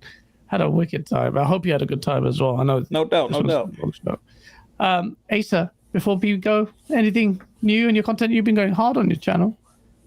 No, not really. Lots of streaming at the moment. Most days have something on there, like the games that I mentioned at the start: Baldur's Gate, Starfield, Skyrim, Jedi Survivor. Probably Lies of P. I'll throw that in somewhere. Like, can't have too many games on the go. Can definitely have too many games on the go, but it's good fun. There's a bunch of people there that turn up all the time. So Yeah, get involved there if you want to. And thanks both guests for coming through, as you always do, keeping the chat entertaining. So it's been a good one. Absolutely, man. I love the show. And thank you, everyone in chat. Smash the like button. You see, I don't say that now because apparently that's annoying. But fucking smash the like button. Yeah, thank you so much. You'll see my stuff on Septic Source hopefully every week. I'm moving videos there now. I just think like GameOnDaily's brand gets sullied. We're going to be doing more live stuff here. But thank you so much. Honestly, thank you to everyone for tuning in live. And we'll see you next week. Peace.